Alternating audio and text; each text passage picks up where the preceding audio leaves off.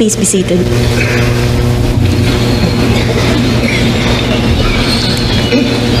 Mr. President of the Senate, Mr. Speaker of the House of Representatives, members of both houses of Congress, the Vice President and members of the Cabinet, the Chief Justice and the Associate Justices of the Supreme Court, Your Excellencies of the Diplomatic Corps, distinguished guests, ladies and gentlemen. 15 years ago, in this season of the year, my husband stood in the Senate and delivered what turned out to be the valedictory of Philippine democracy. He exposed the conspiracy to place the country under martial law, dissolve the Congress, and set the stage for the unremitting plunder of our patrimony and the degradation of our great name and honor. The dictatorship's last mockery of democracy was committed in this hall, where the loser was proclaimed winner of the snap election. Today, I join you in rededicating this hall to true democracy.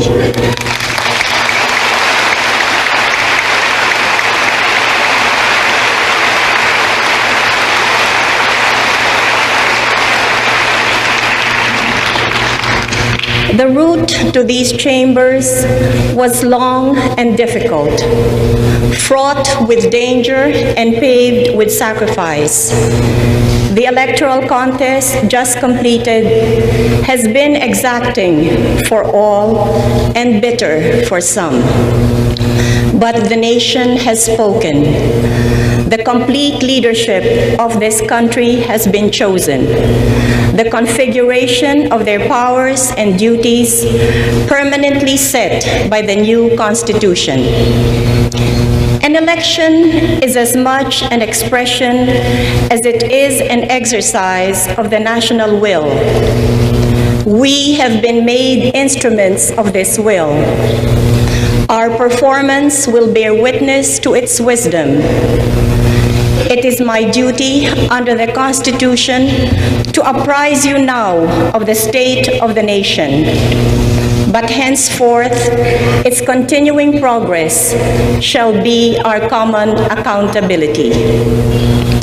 When I took power in this country 17 months ago, I was immediately called upon to deal with a dangerous combination of a severely distressed economy and a growing insurgency. Threats which fed on each other and on the hopelessness and confusion which prevailed. Production had contracted by 11% for 2 consecutive years, bringing unemployment rates to double-digit levels. 12% of the labor force, nearly 2.6 million workers, were unemployed.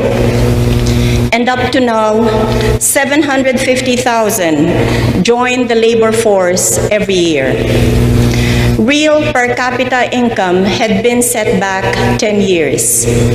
New investments had dried up, and business confidence was at an all-time low. Interest payments on a $26.3 billion external debt took almost half our export earnings. And as I must stress yet again, no part of this debt benefited or perhaps was even seriously expected to benefit the Filipino people. Yet their posterity to the 3rd generation and farther are expected to pay it. Poverty blighted the land. 5 million families, or 59% of the total, lived below the poverty line, as compared to 45% in 1971. Dictatorship had done nothing but make more of our people poorer. It also made us sicker. The prevalence of malnutrition among our young and the incidence of birth fatalities had risen at alarming rates. In short, an economy in a shambles and a polity with no institutions saved my presidency to serve as the cornerstone of the new democracy that we set out to build. I had taken the oath to be president of a country that had lost everything but honor. With that honor came a renewed faith in national leadership and in the ability of our race to change things for the better, given the will and the courage to do it.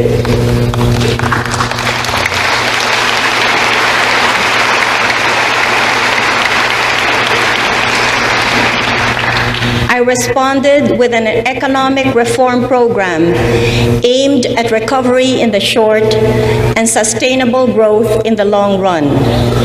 More concretely, it addressed itself to the basic problems of unemployment and underemployment and the consequent mass of poverty.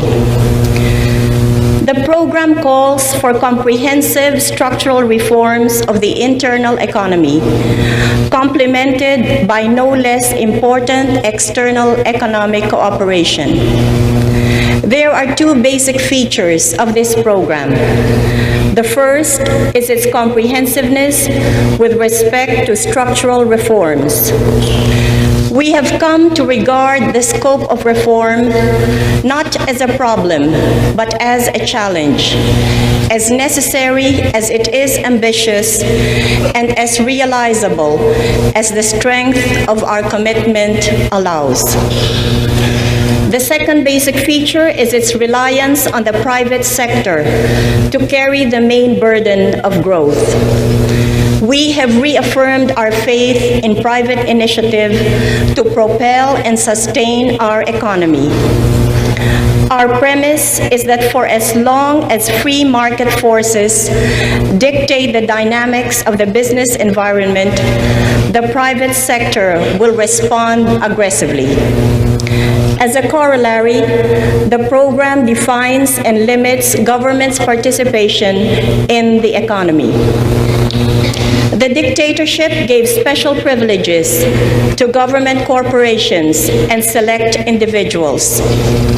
In their various forms, these enterprises had several things in common. They enriched the few at the cost of impoverishing the many. They distorted markets and factors of production, and they bore the aspect of legitimacy that made challenge and change impossible. We abolished these monopolies and special privileges, and the effect was felt almost immediately. Fertilizer prices dropped 33%, and farm grade prices of copra nearly doubled in 1986. We trace in part the renewed vigor in agriculture and the general economy to these and similar measures. We committed ourselves to a fair and transparent trade liberalization program that is consistent with our country's continuing weaknesses. Some 1,000 items were released from a complex bureaucracy of licensing requirements into a regime of rational tariff protection. We removed price controls, which had been an almost permanent fixture of the past regime. And yet, inflation was less than 1% for the whole of 1986, and our estimates place it at an average of 1% for the first half of this year. We instituted tax reforms to shelter the poor from onerous taxes and equitably redistribute the tax burden. We created an asset privatization trust and a committee on privatization to start the divestiture of government control or participation in private business, and with the sequestered assets, Disposition Authority, the SADA, to help fund the comprehensive agrarian reform program that I enacted last week. Recession hit the international economy in the early 80s.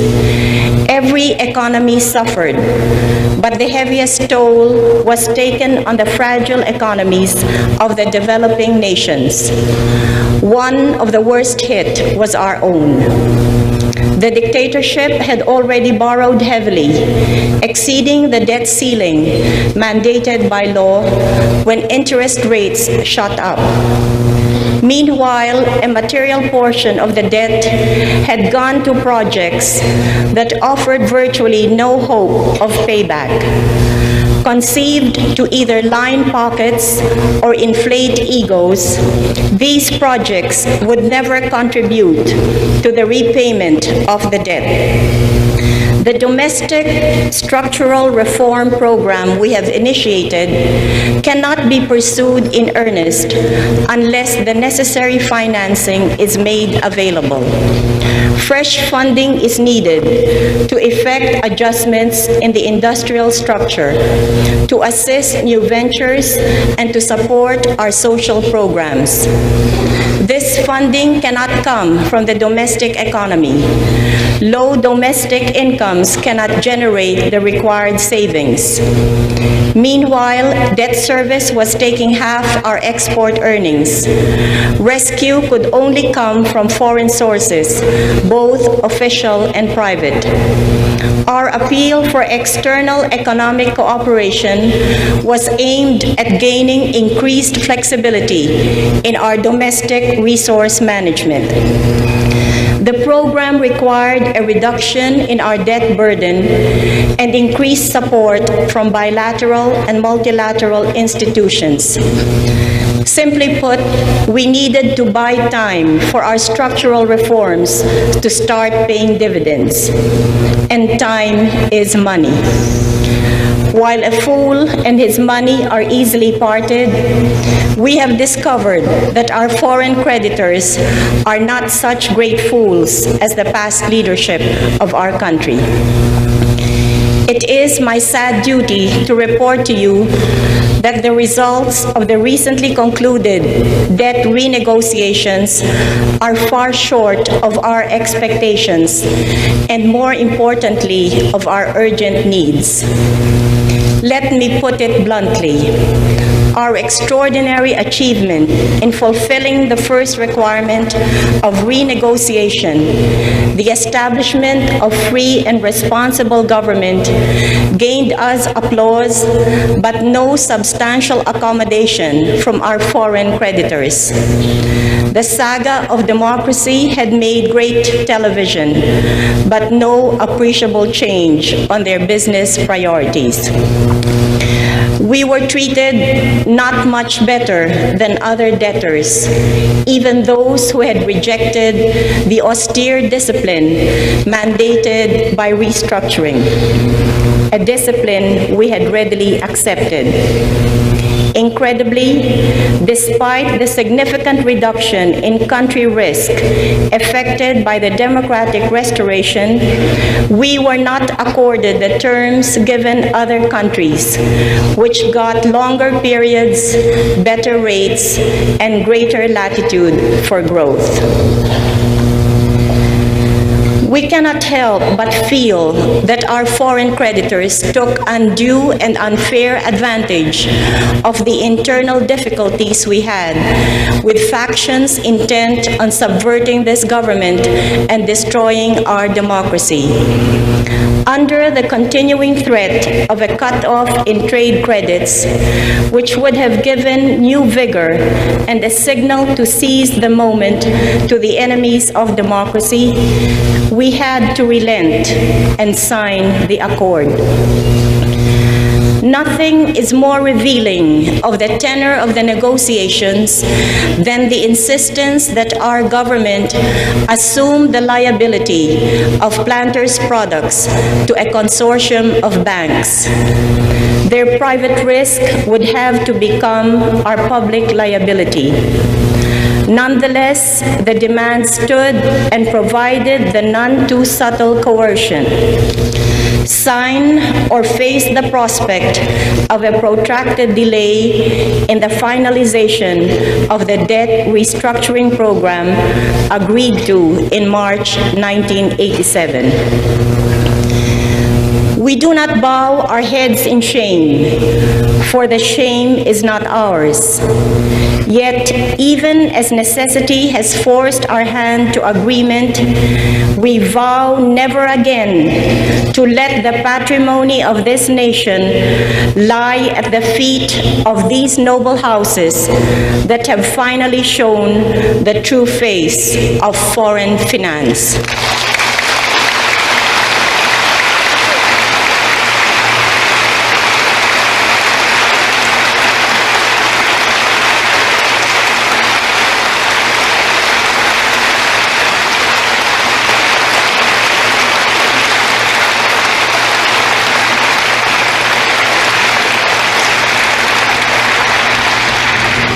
For the record, our foreign debt stands today in excess of $28 billion. The increase from $26.3 billion when we took power is largely accounted for by the weakening of the dollar against major currencies.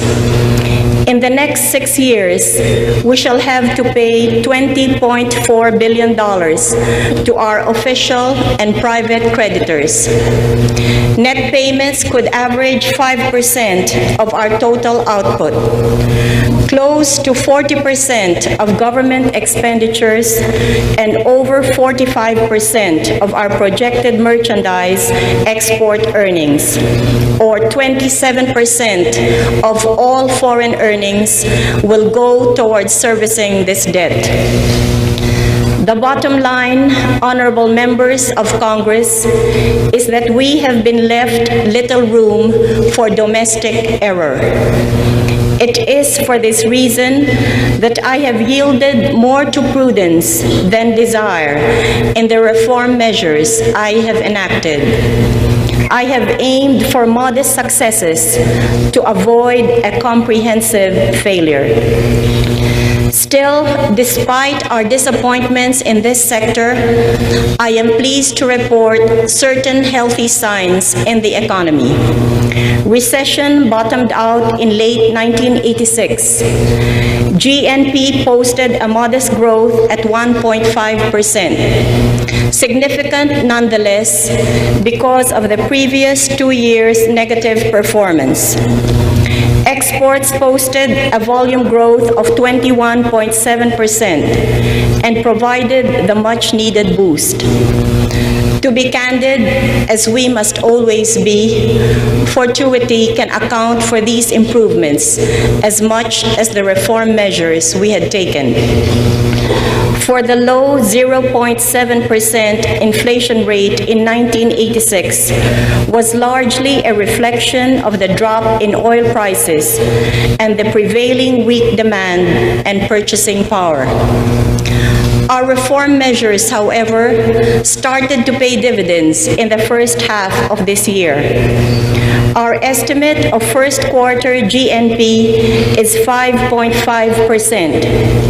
Unemployment declined from 12% last year to 11.2%. The exchange rate remained relatively stable, and gross international reserves at the central bank stood at about $2.4 billion as of the end of June 1987, or the equivalent of 5 months' merchandise imports. What is important is that this time it is not the world market, but a reinvigorated domestic economy that is paving the way to recovery.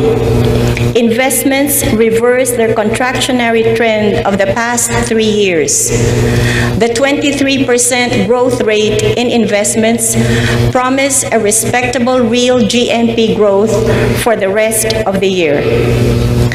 The current budget has a definite bias for healthcare, education, and social services expenditures. 6.9 million people received food assistance from the Food and Nutrition Program in 1986. We began to expand the coverage of Medicare. Teachers' salaries were increased, and a leaner and more relevant curriculum was adopted. Some 5.2 million poor availed of vital services such as self-employment assistance, job placement, and family planning. For 1987, we have made 4.2 billion pesos available for long-term mortgages in support of the National Shelter Program. The price of security and national honor, no less than liberty, is eternal vigilance. And that too has a price. Our country is threatened by totalitarian slavery on the left and reversion to fascist terror and corruption on the right. Meanwhile, the bottom is threatened by secession. On the bomb-shattered reviewing stand of our military academy, I vowed to end all threats to our democracy by the end of my term. We shall make good on that pledge. Meanwhile, it should be clear by now that no one in these struggles has had a monopoly of anguish, and no one in these debates has had a monopoly of moral insight. It is in that light that we ventured to settle these issues outside the battlefield. For surely, in the words of an architect of conflict and peace, and I quote, "A society becomes great not by the victories of its factions over each other, but by its reconciliations." End of quote.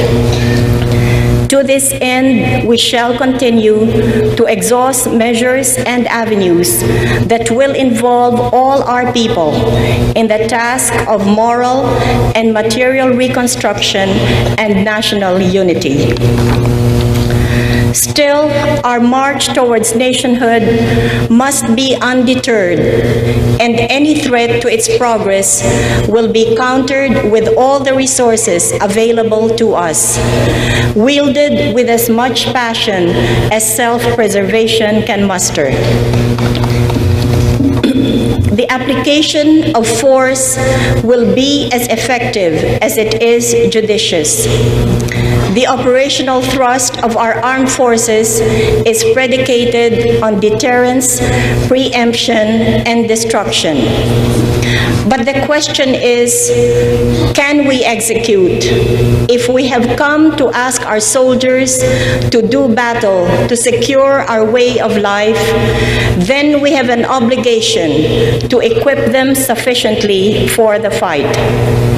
Having exhausted the avenues of negotiation, we have armed them with the right.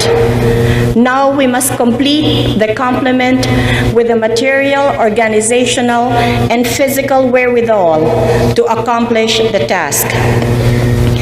We have directed our immediate attention towards strengthening the chain of command, reinstilling discipline within the rank and file, and upgrading morale in the armed forces. We have placed renewed emphasis on training, on the physical and mental readiness of the troops. Area unified commands have been established to facilitate force augmentation and complementation within and across the major services, particularly in areas where military operations are either imminent or ongoing. We do, however, have a dire need to improve our intelligence, logistics, and communication services. Given our limited resources, we must improve our ratio of patrols to contacts and our capability to maximize such combat opportunities as present themselves.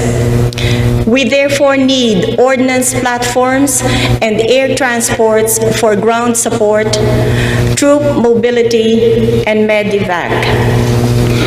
We need a truly effective Navy to secure our coastlines against fresh infusions of arms to rebel or fascist forces, and to punish any further attacks on our territorial honor and integrity, especially in the South. Our armed forces are asked to do more for less.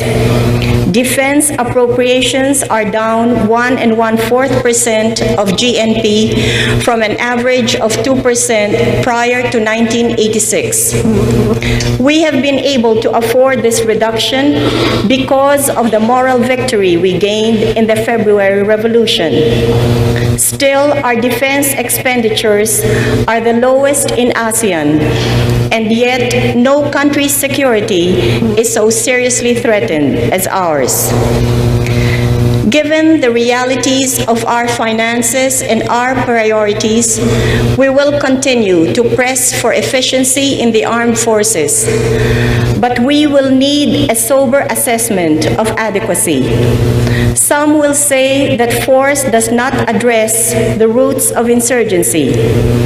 I will answer, indeed, for such roots are addressed by measures of economic improvement and equitable distribution. But such measures also need time to bear fruit, time that only feats of arms and negotiating from strength can buy us. We have chosen to improve upon our capability to effectively manage force, not so that we who desire peace could wage war, but rather so that those who would war upon us will realize by the deadliness of our riposte the virtues of peace. Thus, we shall bear arms when the intent of bearing them is just, and if necessary, we shall mourn our dead by celebrating the birth of generations whose legacy shall be one nation, free, upright, and prosperous.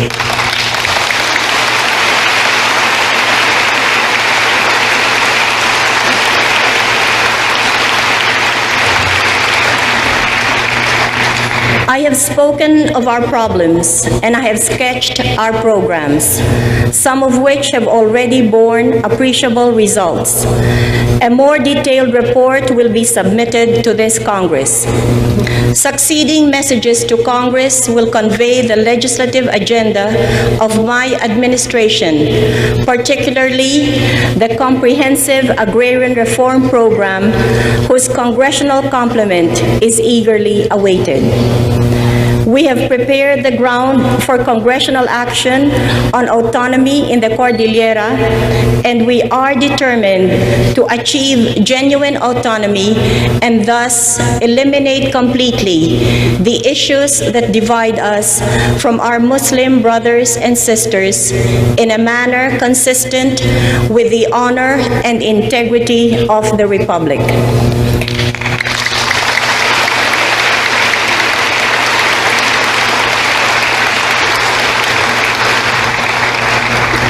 In deference to the Congress, executive orders issued last week have 1 year, 90-day, and 60-day effectivity dates.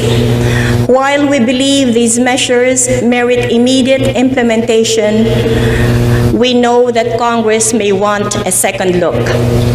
I would also hope that our proposed revisions of the tariff code and the rationalization of the government corporate sector shall be among the Congress' first concerns, these being two areas that I find require the common counsel of executive and legislature. I have also spoken of our continuing vulnerabilities. Now, let me speak of our strength. The source of the new vigor and energy in the land is the sense of pride and renewed self-confidence of our people, pride in their unmatched political achievements, and flowing from that pride, the renewed confidence that we can improve things, given the will and the courage to do what is right. That pride and that confidence rest, however, on their continuing faith in the one solid and undeniable achievement of the great moral exertion of our people. The establishment of a democratic government under an honest and dedicated leadership. In short, it rests on their continuing faith in a government that will lead them to permanent peace, freedom, and progress. All the assaults on our government have fallen flat and harmless because the people believe in our government, in its honesty and sincere desire to work for the common good. When this session opened, the great powers of the state that were united in my person divided, and a portion has flowed to you. I have felt no loss, but rather a great sense of achievement. The great work we set out to do, for which the nation made me its single leader, is completed. We have this day opened the door of Asian democracy's most famous home, the Congress of the Republic of the Philippines.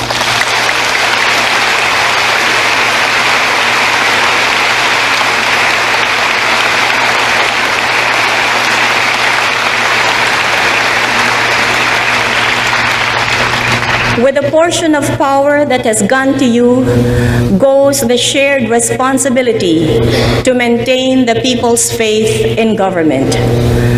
While I held total power in my hands, and even after I had scattered the enemies of democracy, I kept ever in mind that power and glory are fleeting, that in times to come, in the words of Gandhi, and I quote, "The people will not judge us by the creed we profess, or the label we wear, or the slogans we shout, but by our work, industry, sacrifice, honesty, and purity of character."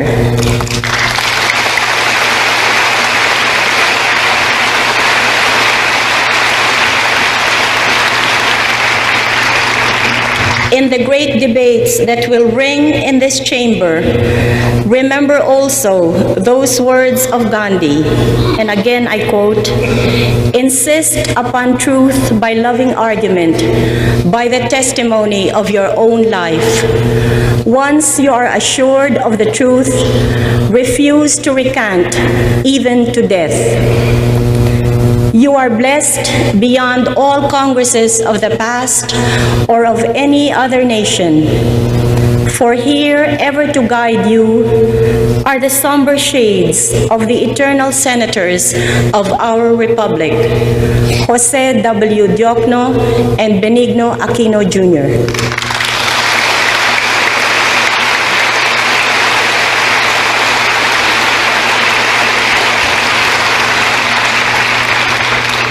Even as their memory continues to freshen our sorrow, may their sacrifices ever nourish our idealism and commitment to our people, and remind us of the painful lesson that a government that is evil has no room for good men and women except in its prisons. This day completes the circle of our democratic achievements. Now, Philippine democracy rests solidly upon the three pillars of freedom: the President, the Supreme Court, and Congress. Mr. Senate President, Mr. Speaker, members of the Congress, join me now in expressing our congratulations and deepest gratitude to those who have this day, by God's grace, given to the nation the fully ripened fruit of freedom, ang ating mga kababayan, ang mamamayang Pilipino.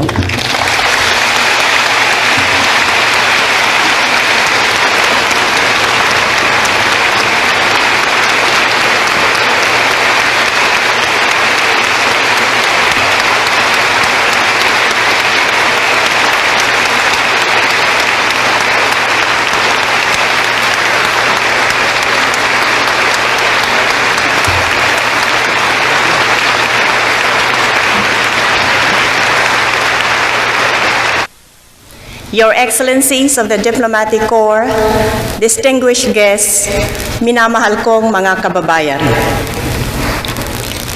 In fulfillment of my pledge to uphold and defend the Constitution, I stood here last year and divested myself of the power and authority to govern this nation single-handedly. The act seemed premature to many. We had only finished laying the groundwork for recovery. The objectives of our policies had yet to be achieved. Their real consequences could not be known. We had done more clearing of the rubble than building on the ruins. We had freed the spirit of enterprise, which has accounted far more than the direction of government for the progress of our neighbors. We laid with speed and care the foundations for a stronger and broader-based democracy. We had applied the first measures for the resurrection of a virtually dead economy.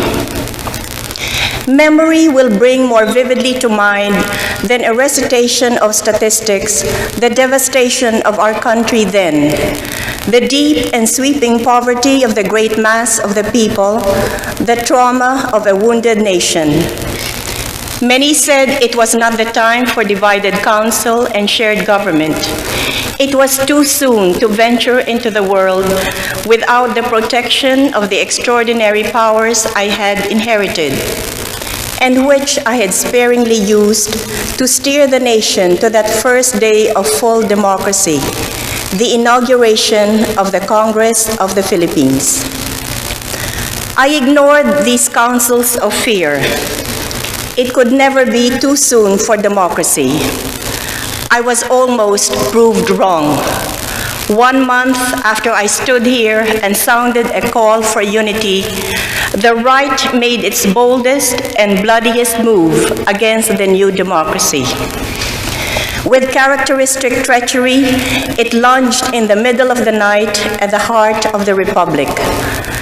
While the attack was repulsed, the August 28 coup attempt almost wiped out the hard-won gains of a whole year and revived the nagging doubt that this country could have any future other than turmoil. I called on the people to gather the scattered stones of the edifice and build anew. Despite the great losses sustained, I felt no regret that we had completely restored democracy. For I had not been called to power to achieve economic progress at the cost of the ideals of the revolution that swept me into office. My mandate was not just to make a country rich, but to make democracy work, to make it work as a system of genuine popular participation, to make it meaningful to the lives of the common people by giving them jobs and justice, work with dignity, health and education, and reason to hope that the future will be better for themselves and their children. I believe that nowhere could you find more effective cures for the ills of our country, such as the habit of oppression, the inclination to corruption, betrayal of the public interest, than in the blessing of democracy. Freedom, rights, transparent dealings, and the government of the people by the people themselves. Despite the difficulties of democracy, we would bring to the prosperous state we sought the freedom and dignity with which we had started on February 25, 1986.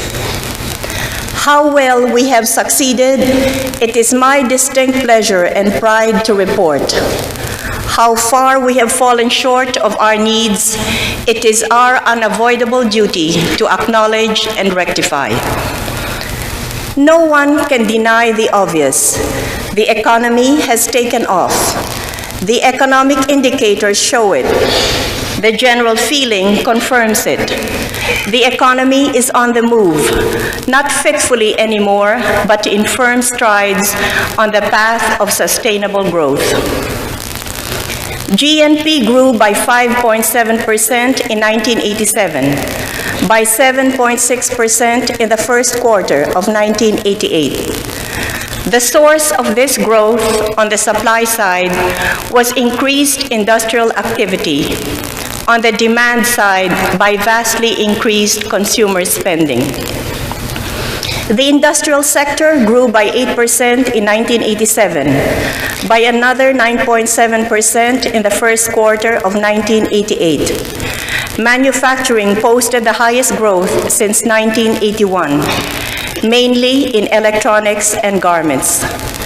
The steep rise in primary energy consumption confirms the dramatic increase in economic activities. Oil consumption grew by 15.8% and by an additional 9.2% this year. Our energy capabilities have begun to feel the strain, a sure sign of increased economic energy. Unemployment dropped from 11.1% in the fourth quarter of 1986 to 9.5% in 1 year. 1,600,000 jobs had been created in 1987, well over 1 million of them generated by the private economy. We have tracked this growth and found it accounted for mainly by small and medium businesses and by Filipino-Chinese entrepreneurs, sectors that made few demands on the public sector other than to be left alone to work in the democratic economic space we have created.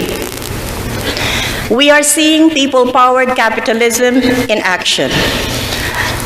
Unavoidably, growth exacted the price of inflation, which grew from 6.9% in 1986 to 7.4% at the end of 1987.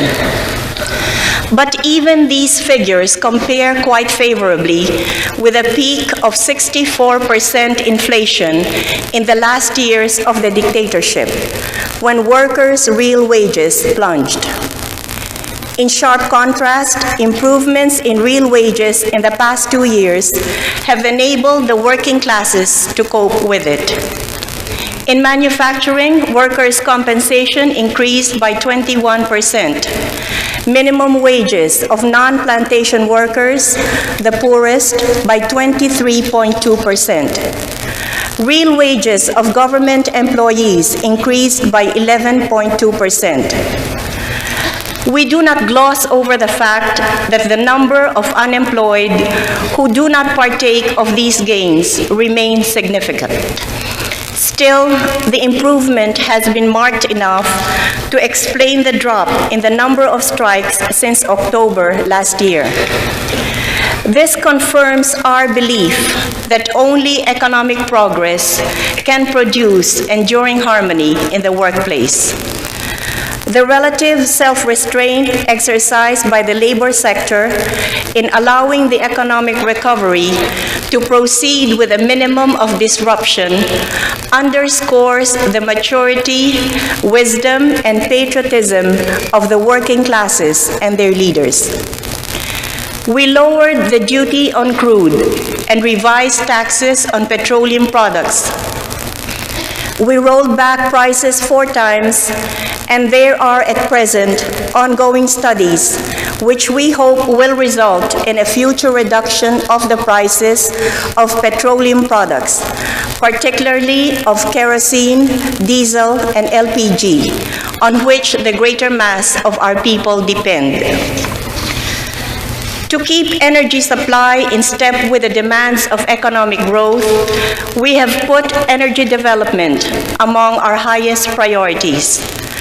I shall set up an Energy Coordinating Council composed of the Executive Secretary and the heads of the National Power Corporation, the Office of Energy Affairs, the National Electrification Administration, and the Philippine National Oil Company to keep track of developments in this area. This should allay fears that we may outgrow our energy capabilities and choke the economic takeoff. The 1986 tax reform program has apparently worked. The increase of revenues from 10.6% to 12.2% of GNP reflects this. To cut overhead and inject energy into the bureaucracy, I have directed budget and management to trim excess personnel from the head offices of the departments. At the very least, to put a lid on new hires for overhead items. The privatization program has generated 11.2 billion pesos in gross revenues. The program has proceeded less swiftly than interested parties may desire, but due care must be exercised in the disposition of assets that belong to the people. We must get the most we can for the people in as fair and transparent a manner as possible, leaving no room for the smallest doubt about the integrity of the procedure and the people involved. In spite of the clear guidelines I have set of transparency and open bidding, and against the urgent deadline for the privatization of certain major assets, some people still try to gain undue advantages. Let no one delude himself on that score. Those who fought with us in the campaign and revolution must remember that we fought to stop corruption of public officials and privileges to special friends. Let us not cash in on our patriotism in 1986. Let us rather be grateful to the nation and to the historical moment for the privilege we had of being heroes. Let me return to the measures taken to spur the growth of the economy. The dramatic improvement in rural purchasing power was accounted for by the Community Employment and Development Program, or the CEDP, and of course by the unexpected improvement in copra prices. The regions are forging ahead. 3 of them, Region 4, or Southern Tagalog, Region 7, the Central Visayas, and Region 11, Southern Mindanao, grew faster than Metro Manila. Their great potential is only waiting to be tapped by capital investments such as roads and communications, and by the devolution of decision-making to the local level. Thus, we have decentralized the operations of the 16 major government departments and increased private sector representation in regional and local development councils to 1/4. Budgets are now released directly to local governments, and budget priorities are now determined in the first instance on the provincial level. An increase of revenue allotments and repeal of mandatory contributions by local units to the national government will place more resources at the disposal of the local governments. We have given them, for the first time in history, the principal initiative in the development of their communities. We have marked out certain pilot provinces. At present, Davao del Norte, Laguna, Negros Occidental, and Tarlac, to which greater development efforts will be directed. The idea is to see what can be accomplished by an integrated and intensive approach in a specified area and apply the lessons learned to other provinces. Great as our gains have been, we could have gone twice as fast and twice as far if we did not have one foot manacled to the debt. Our external debt burden must be dramatically reduced. On this, I believe all Filipinos are united. It should be understood that we cannot indefinitely give more than 40% of the budget for total debt service. We estimate a net payment to creditors of around $12 billion over the next 5 years. This is intolerable for a country whose basic needs are as acute as ours. I hope that message is clearly heard. Yet we understand the realities of power, the vulnerabilities of the underdeveloped, and the ways of international finance.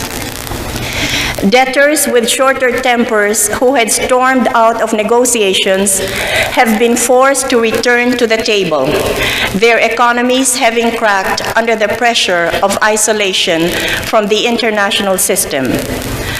We must grow yet maintain access to the international financial system.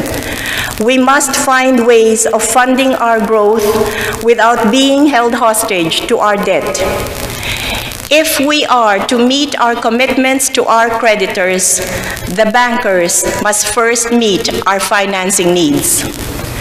Our debt strategy will be rooted in the recent recognition of industrial democracies that the management of the debt crisis is too important to be left to bankers. At the Toronto summit, they singled out the Philippines as a country which needed support in its debt reduction efforts. Japanese Prime Minister Takeshita and U.S. President Reagan argued strongly for the extension of such support. The world economy is held back by the debt that countries such as ours carry. In 1987, there was a negative outflow of $2.2 billion to our foreign creditors. It was blood from the veins of our economy and took a heavy toll in missed output and lost employment. We need a transfusion to maintain our growth. The international initiative for a consortium of donor countries to support Philippine development plans could give us that transfusion. I welcome the support of world leaders for the Economic Development Assistance Program for the Philippines. We see innovative and far-reaching debt reduction as a vital component of this international initiative. Few countries, if any, have hewed as faithfully to the conditionalities of debt restructuring as the Philippines has. Our people have endured the most rigorous austerities, yet received no better treatment than those of countries that resisted. Yet, even as the realities of power force us to seek a just solution to the debt problem within the international financial system, those same realities may urge us someday to find that solution anywhere we can. This has been a year of action on the foreign policy. In addition to hosting both the ASEAN Summit and the newly restored Democracies Conference, we have made state visits to China, Switzerland, Italy, and the Vatican. These trips have been part of an active process of strengthening and extending our international friendships. Our foreign policy should promote our assets in a way that strengthens us politically, economically, and in terms of our security. Through the two conferences held here, we furthered our goal of broadening our friendships and making common cause with those who share similar circumstances to ourselves. We are even now engaged in the periodic review of one of our oldest foreign policy commitments, our hosting of the U.S. military facilities on Philippine soil.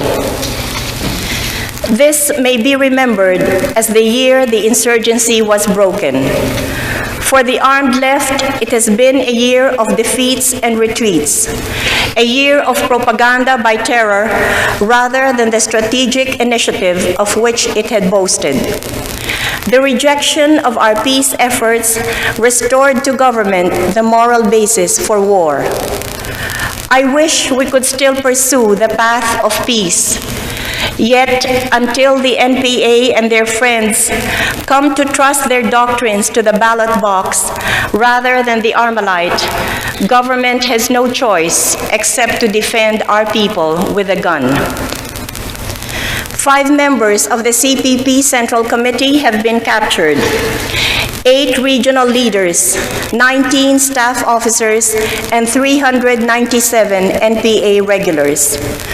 More than 7,000 regulars and tens of thousands of mass activists and supporters surrendered earlier to the National Reconciliation and Development Program and AFP Special Operations Teams. About 2,000 of the CPP NPA were killed in action over the last year. To all of you in this chamber today who are here because you won at the ballot box, democracy is beating back the challenge of the totalitarian left. We are winning because we have given back to the people control of their lives and faith in the future. To that renewed hope, we add the fresh vigor of a new army for democracy. Above all, we now have a future. With the victories come responsibilities. The first is to keep open the door of reconciliation. These are our brothers and sisters, but for as long as fratricide must be a national policy, this nation cannot be whole. The second responsibility is to ensure an adequate level of security to our people.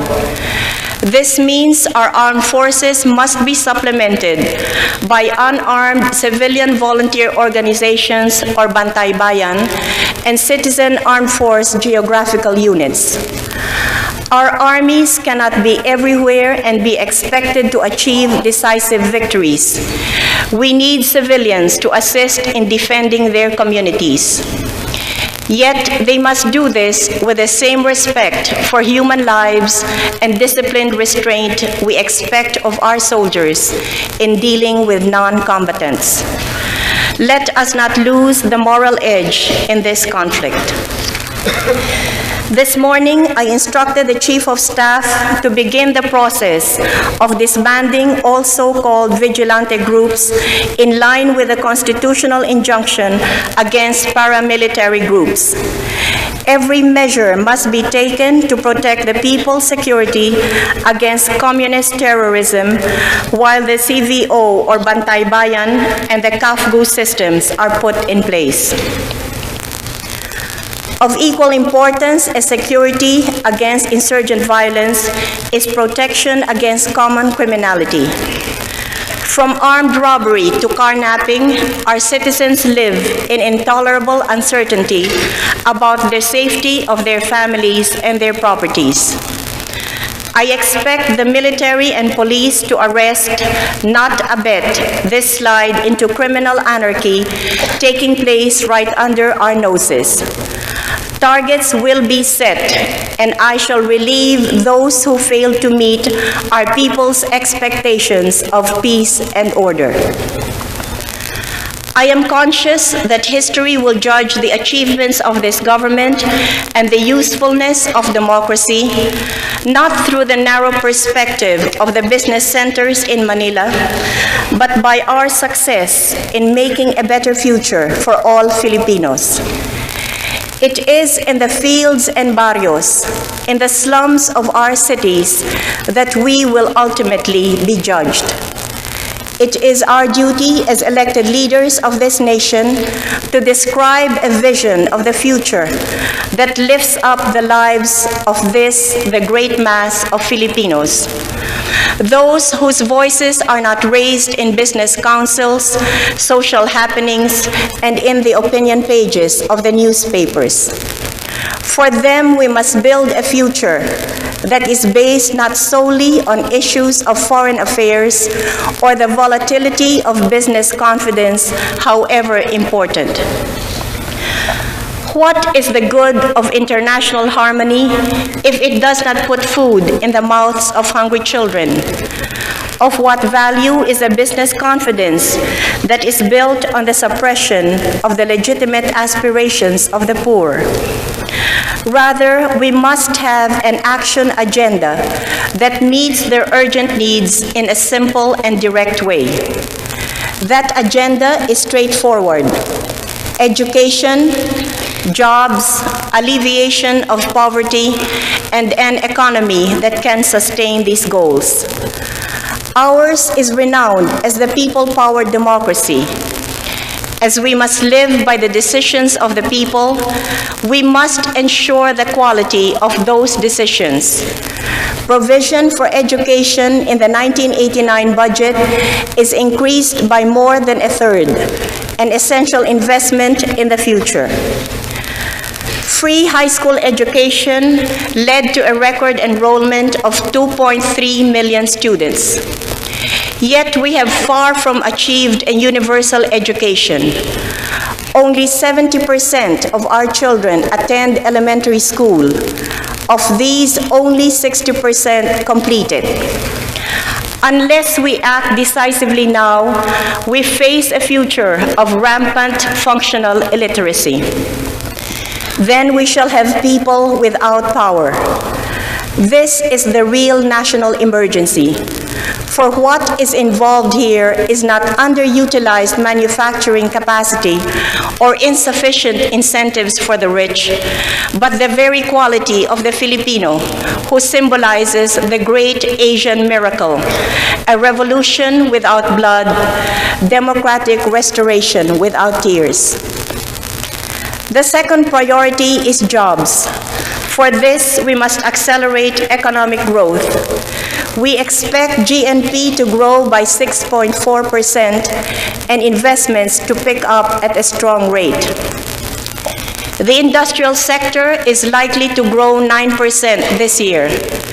Central to our strategy for improving rural incomes is the comprehensive agrarian reform program, whose highest aim, I must stress again, is not mere land distribution, but higher productivity from the land and a higher standard of living for the farming communities that are the backbone of our nation.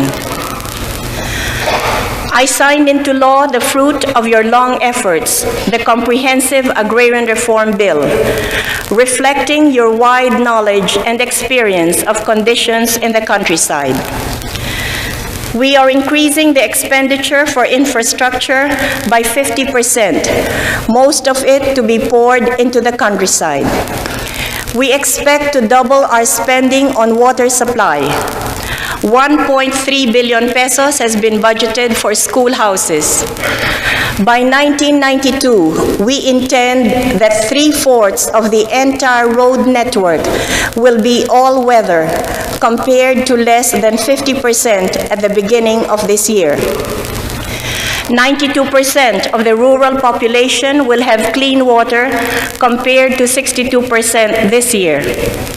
There will be enough classrooms for all children of school age. A multi-purpose concrete road in each of the 46,000 barangays in the country, serving not only as a road but as a grain drying surface and a recreation area, as the first solid evidence in these difficult-to-reach places that here finally is a government truly their own. Our fight against poverty includes meeting basic needs like health care. We will intensify public health programs and pursue the various drug policies that will make essential drugs more accessible and affordable.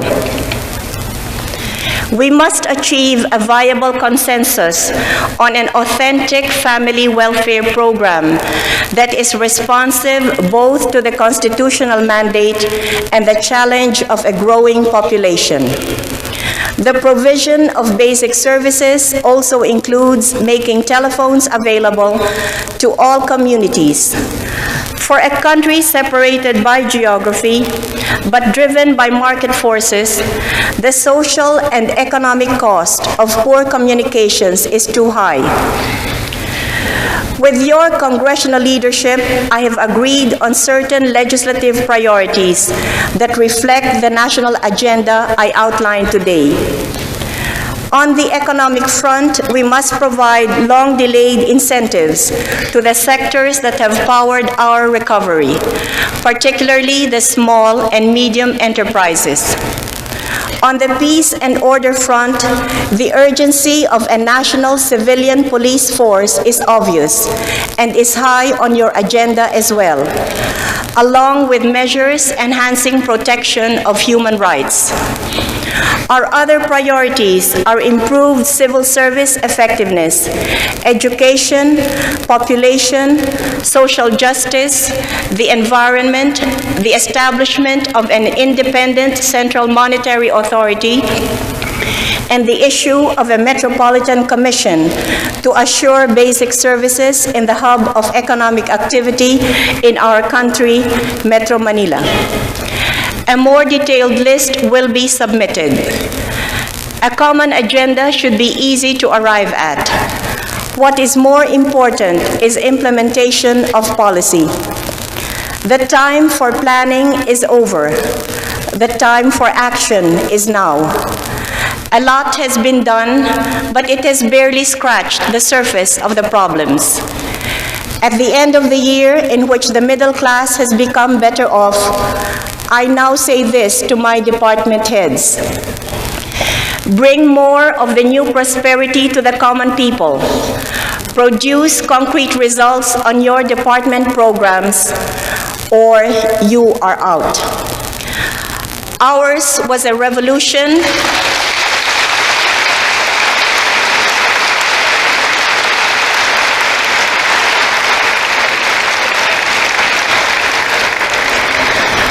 Ours was a revolution for all Filipinos. Our poor have waited long enough. No sluggard will be allowed to stall the economic takeoff. Let me sum up. It is liberty that has brought us progress, freedom that has generated growth. It is democratic space that has brought the insurgents down. But there is another side to freedom, where abuse displaces responsibility. We have too often descended to mutual abuse, suspicion, and recrimination in our political life. Far from respecting each other's positions, we have been quick to question each other's motives. We are losing the trust that held us together and gave us the strength to prevail. We are forgetting that we stood together to win this freedom that is now too often demeaned. We must find again that trust and that strength, for the task is far from complete. That trust comes from expecting the best of each other and equally from giving our best.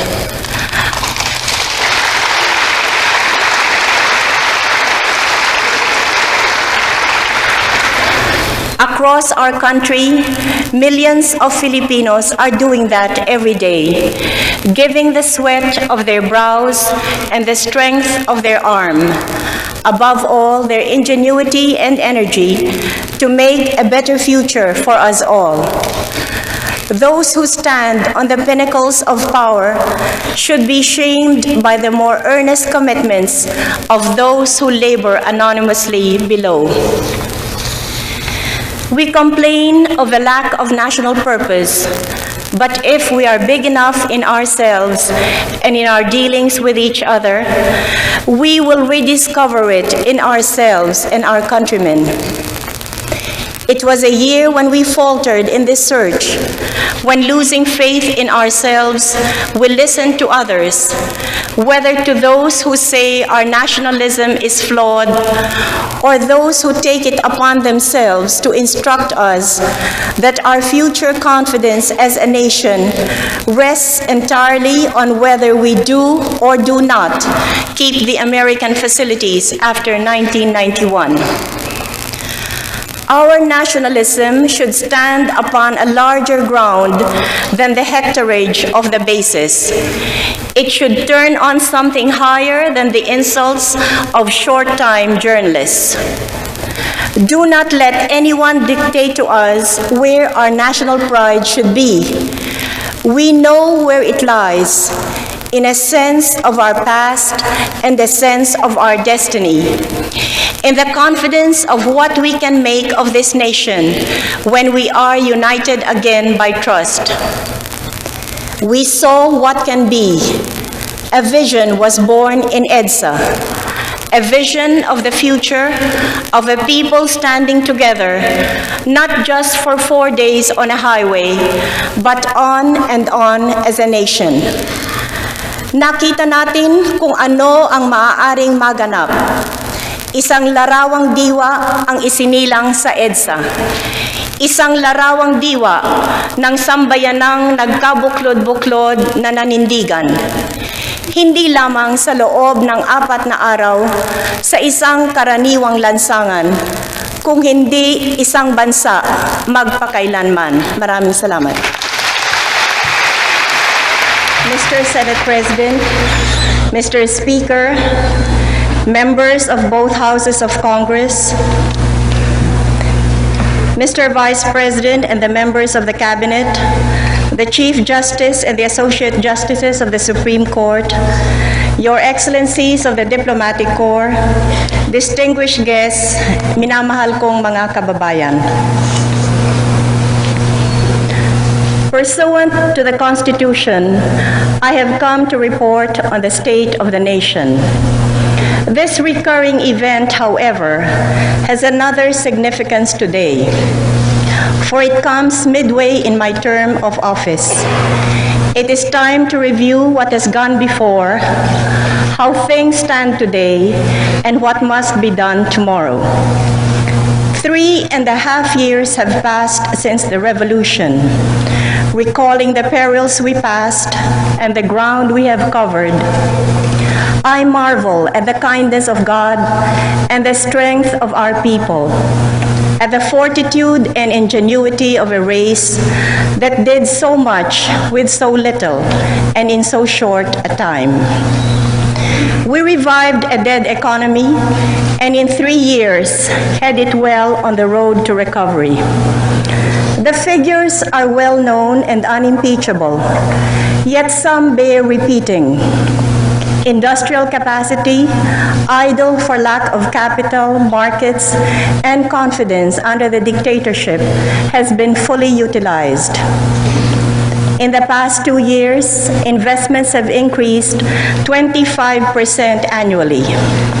30.97 billion pesos was invested in 1988.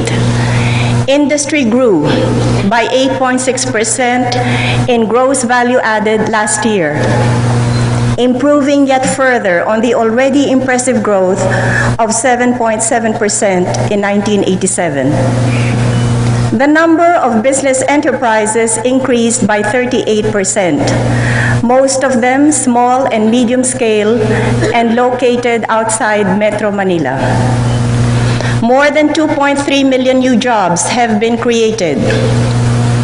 Unemployment declined from 12.5% in 1985 to 9.6% in 1988. Last year, we posted a 6.7% growth. This year, we anticipate less because of a slight contraction of the world economy and the shift from consumer-led to the more substantive but slower investment-led growth that we see as the safer course to take. The economic upturn is reflected in the reduction of industrial actions. The exuberance of a suddenly liberated labor sector has made room for a deeper appreciation of the need for all sectors to work together, rather than against each other, for the general improvement. Let us not, however, use the reduction in strikes by itself as an invitation to more investments, but rather as a barometer of the more equitable distribution of the progress we are making.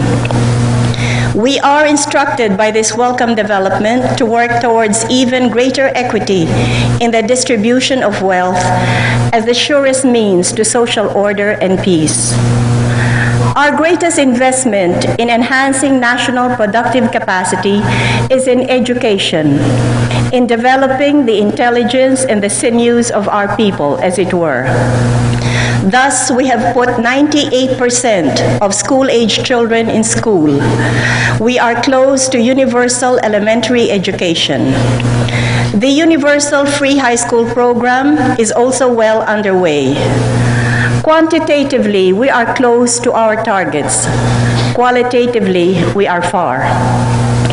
A rigorous and high-quality secondary education, the Japanese and German experiences teach, is the foundation of a modern economy. Last year, 70.9% of all infants 1 year old or younger were immunized, representing 1,318,000 babies, a dramatic improvement over 30% in 1985. 7.7 million children were treated for various illnesses. Our aim, as we said, is sharper minds and sounder bodies for the next generation of Filipinos. Yet, poverty remains prevalent. The lowest 30% of our population remains mired in unchanging misery. They think nothing has changed, and I don't blame them. Liberty is a poor substitute for food. The economic improvement we have experienced has had some impact on the incidence of poverty, which declined from 59% in 1985 to 49% in 1988. But the 500,000 families who cross the official poverty threshold may not even be aware of it. The economic recovery has restored old fortunes far more significantly than it has touched the lives of the vast majority of our people. For all that, we cannot downplay our economic progress, for it has spoken more eloquently to the world than words ever could. It has earned us tremendous respect throughout the world.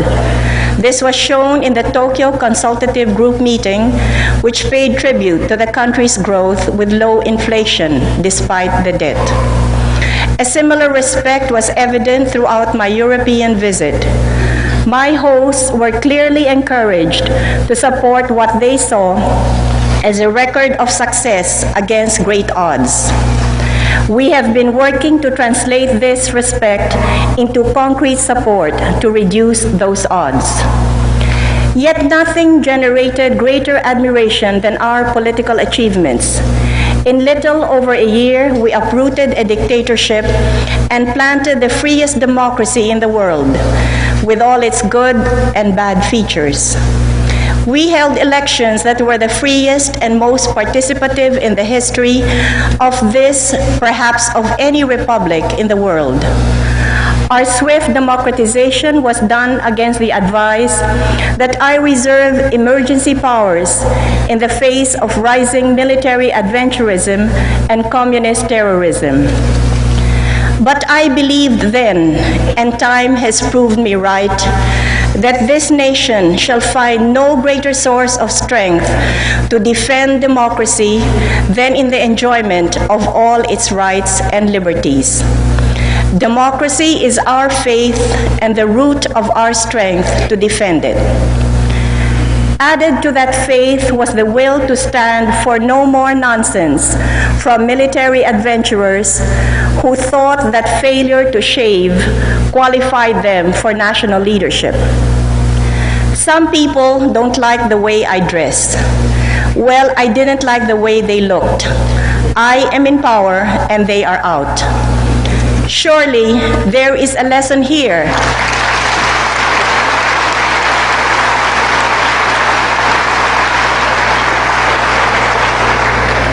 Surely there is a lesson here to be learned about delusions of self-importance and the realities of power.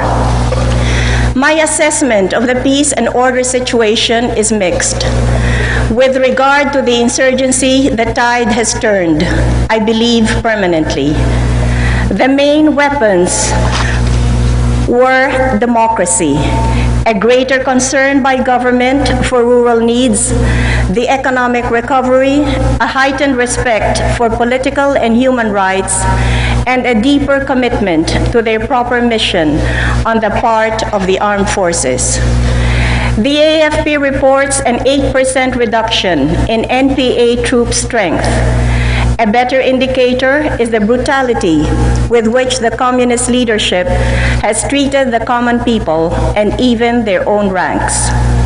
This self-destructive course reveals a movement whose organizational and moral center has ceased to hold. This picture of disarray is both good news and bad, for we must brace ourselves for greater cruelties from a cause that is now indistinguishable from a common crime. In summary, we have beaten the insurgents less by fighting than by the example of our humanity, our concern, and the impact of our economic progress. On the subject of common crimes, the situation is nothing less than terrible. What compounds it is the general distress occasioned by the prominence of military and police elements in the worst criminal activities. The first duty of the state is the enforcement of order. Until we, the executive, the Congress, and the judiciary, bring the situation totally under control, none of our accomplishments elsewhere will have a lasting impact on the opinion of the public. For criminality threatens the most basic rights of man, the right to live, to raise a family, and enjoy and bequeath the prosperity he has worked for. I recall our achievements not to make the past compensate for the present, nor to excuse inaction in the future, but so we do not lose faith in the essential strength of our race to rebuild, to recuperate, to grow, and to meet the challenges that lie ahead. There is the challenge of rising world oil prices that threatens to undercut our continued growth. There is the challenge of continuing debt service that eats 40% of the national budget, or 7.7% of GNP. We are expected in the next 5 years to make a net payment to our creditors of $12 billion, or approximately 260 billion pesos at the current exchange rate. There is the challenge of sustaining growth and meeting our medium-term targets. And there is the age-old challenge and threat that poverty and underdevelopment pose to the viability of democracies in the third world. How long can we stay poor and still be free? Poverty has lessened, but 5.3 million households, or 29 million people, remain poor. Unemployment has been reduced, but try telling that to the 2.9 million still jobless and the 7.2 million underemployed. For these reasons, we critically need to sustain economic growth. First, we have to strengthen the foundations of a vigorous market-oriented economy. This would involve continued adherence to prudent fiscal and monetary policies and reliance on market forces in the functioning of the economy. These policies have engendered robust growth of private investment, output, employment, and consumption. These have also kept inflation at acceptable levels and helped protect the real incomes of wage earners. Our record of high growth with low inflation is a singular achievement among heavily indebted countries. We must steer away from the siren songs of quick fixes, easy spending, unwarranted subsidies, and irrational price controls, which elsewhere have contributed to bloated deficits, tailspin hyperinflation, and social instability. Second, we must go on building structures essential to the efficiency and productivity of the economy. Government has improved or constructed 1,124 kilometers of major roads and 7,821 kilometers of secondary and feeder roads to bring markets and producers closer to each other. Yet, this is a small part of the projects in the pipeline.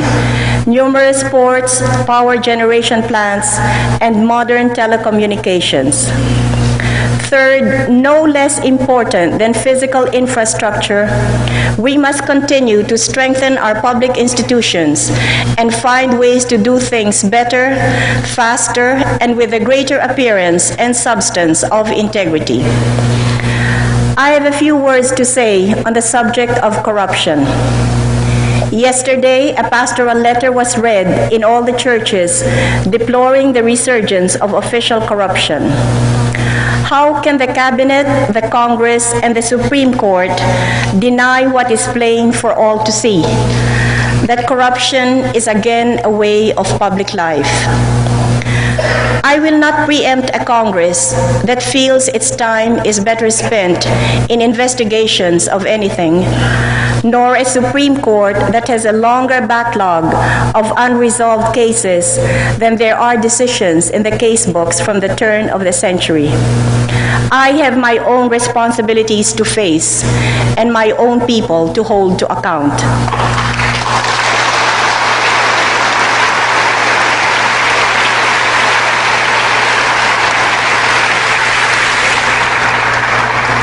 The magnitude of unresolved disputes has frozen innumerable billions of pesos worth of assets in litigation.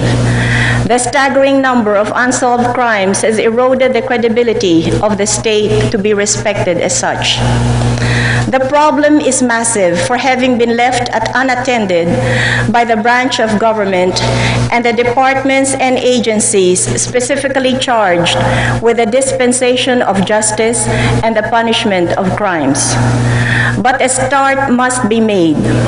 I have ordered a review of the structure and performance of the National Bureau of Investigation with a view to making it the lead arm in criminal investigation. I have ordered a review of the prosecution service and call upon the Supreme Court to do the same to the judiciary with a view to relieving the incompetent and the passive who have allowed so many cases to languish unresolved.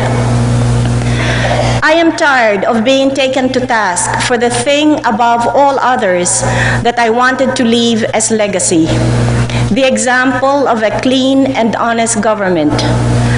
To my fellow workers in government, specifically involved in this area, and in all other areas as well, let me say that unless the public sees results soon, it will be goodbye for you.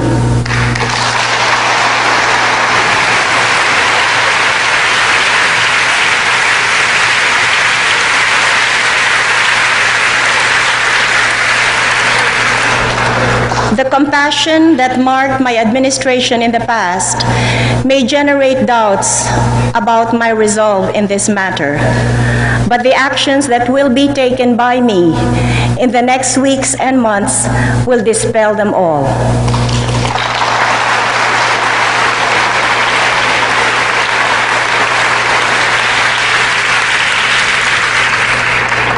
Fourth, as the linchpin of our efforts to lift the mass of our people from poverty, we must implement agrarian reform with greater vigor, doing our best to combine speed with the necessary caution. I would like to stress again the aim of agrarian reform. Our objective is not merely to subdivide the misery of the land, but to raise the living standards of our farmers to the level of their dignity as the backbone of our economy. Fifth, for our development to be at all sustainable, we need to redress the years of degradation and neglect of our environment and preserve what remains of our natural resources. We have embarked on projects to restore and conserve our marine and forest resources, among them the largest reforestation program in history, covering 100,000 hectares a year to the end of the century. Sixth, we must mobilize the resources, both domestic and foreign, necessary to sustain public and private investment and provide basic social services. to generate domestic resources, vigorous tax collection efforts, banking reforms, and the development of capital markets are underway. Measures to enhance public confidence in the stock markets are needed, and I look to the Congress to study and initiate them. I cannot overemphasize the importance of improving our tax performance. We have one of the lowest tax to GNP ratios of any country in the world. No longer can we tolerate tax evasion as a national pastime, especially of the rich, when indeed our economic future is at stake. The place for tax evaders is not high society, but behind bars.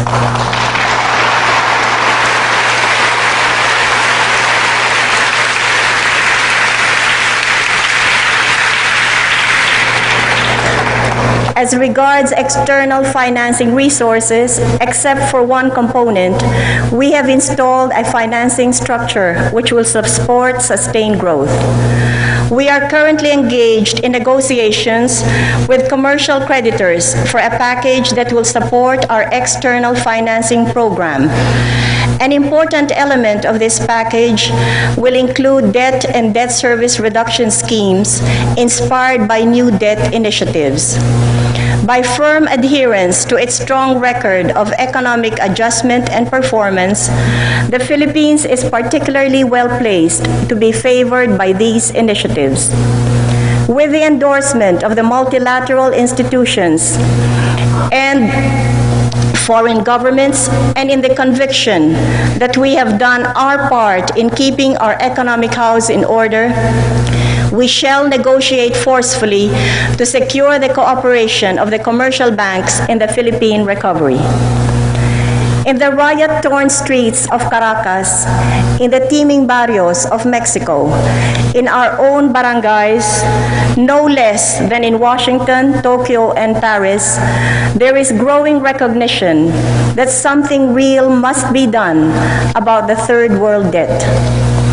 Let us not forget that we have come from a 20-year struggle between our people and the dictator, and that we are here engaged in the reconstruction of an economy and a polity as though from the ruins of war. Except the destruction has been more sweeping. We did not emerge from the Second World War with losses anywhere near the $28 billion being exacted by our creditors. Our principal focus must be on rural development, the liberation of the economic, social, and political energies of the countryside. We need the physical infrastructure to link rural production and consumption with the national and international economies. We need to enhance education and health to make the best use of our best assets, our people. We need to decentralize political structures to widen the people's participation in national life. A people-powered revolution must aim for a people-empowered democracy and economy. Rural development will best realize this aim. The alleviation of poverty will come with the upliftment of the rural poor. Unless we draw our rural areas into the dynamics of the national economy, turning hinterlands of decay into frontiers of progress, our growth and equity goals will not be attained, neither in the short nor the long term. The great task that we have set ourselves will require two great instruments of social transformation: a just but iron-fisted law and good government. There will be no progress in our communities without order, without securing the lives and properties of our citizens against criminality and the insurgency. I have already noted the progress that has been made against the insurgency. The increasing isolation of the rebels has allowed military operations to succeed as never before. But such operations must take greater care to avoid collateral damage to the civilian population. for our moral ascendancy has accounted for the greater part of our superiority in this conflict. The protection of human rights, even under conditions of conflict, must be a key consideration in military operations and missions. Our other great task is to deliver good government. This, I believe, consists of maintaining closeness to the people, honesty and efficiency in their service, and making a difference for the better in their lives. Thus, I have brought an active presidency to bear on the many issues that shape our lives, from police work to women's concerns, from improving customs collections to disaster relief operations. I have brought the physical presence of the presidency to 54 provinces, from Tawi-Tawi to Batanes. I shall emphasize even further the standard of my example by exacting the same dedication and discipline from my cabinet, the bureaucracy, and the local governments. A quarterly review of departmental performance shall become the forum for diagnosing the strengths and weaknesses of programs and performance, and the basis for the proper remedies. I expect to see the departments pull together in more coherent and focused efforts to advance policies and programs across the board and to translate this address into action. The process should involve the participation of mayors and governors and consultation with members of Congress. On local autonomy and decentralization, it was never my intention to substitute the abuses of over-centralization with widespread incompetence in local leadership. Our people will simply regard both as our failure. Thus, as we devolve greater authority and resources to local governments, we shall exact from them greater responsibility to their communities and more support of the national objectives. I call also on the support of constitutional bodies such as the Civil Service Commission, the Commission on Audit, and the Ombudsman. Even as they perform their duties with the required independence and integrity, let them be reminded that good government can be achieved as well by cooperation as by adversarial relations. The purpose of checks in government is not to induce paralysis, but to achieve balance and foster progress. As we emerge from a singular preoccupation with economic recovery, we must remind ourselves of initiatives that will have a major impact now and profound implications tomorrow. Three particular priorities are the protection of the environment, the promotion of family planning and responsible parenthood, and the development of science and technology. While the lead in the environmental movement must be taken by the Department of Environment and Natural Resources, responsibility must be assumed by all of us. While the Department of Health is the designated lead agency for family planning, we should all contribute towards building the family as a purposeful act of confidence in the future. The Department of Science and Technology needs to bring academe, government, and business together in promoting science and technology. Our gains in the past 3 years serve as the base for launching a comprehensive advance on all fronts. The scale of the effort and the importance of the outcome call for the wisdom of Congress to consider and affirm these intentions. I propose the following. First, measures to alleviate poverty. 1. Tax and other incentives to small and medium countryside business enterprises. 2. Authorizing the bidding out to the private sector of BOT projects or projects to build, operate, and transfer. Self-liquidating infrastructure projects. And 3. Promoting countryside investments. Second, measures to improve peace and order. 1. Immediate creation of a civilian national police force. 2, limiting discretion in the disposition of seized importations. 3, penalizing the crime of plunder to deter the accumulation of ill-gotten wealth by public officials. And 4, further protecting human rights. Third, measures promoting honesty and efficiency in the government. 1, devolution of more substantial powers to local governments. 2, doubling the financial resources of local governments effective 1990 by increasing internal revenue allotments, granting incentives for improved real estate tax collections, and abolishing mandatory contributions to the PCINP and hospitals. 3, reorganizing and strengthening the Philippine Foreign Service. 4th, measures promoting social justice. 1, defining ancestral domains.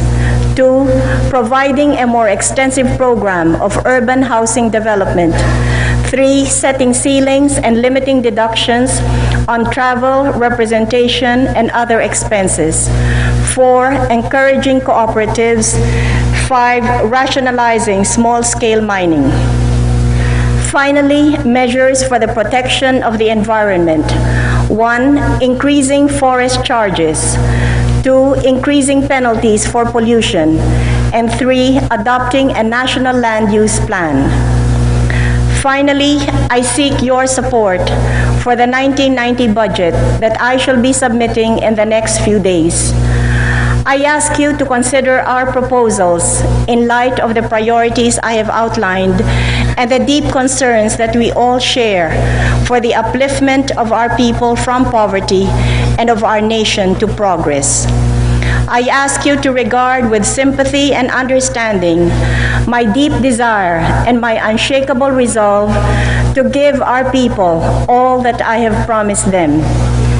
Let me make myself especially clear on this point. I shall complete the work that we have started, the work that God gave us to do, to make a new nation strong and free and prosperous.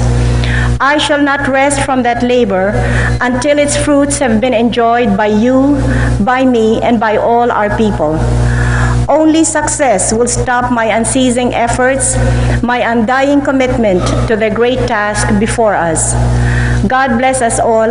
Mabuhay ang Pilipinas.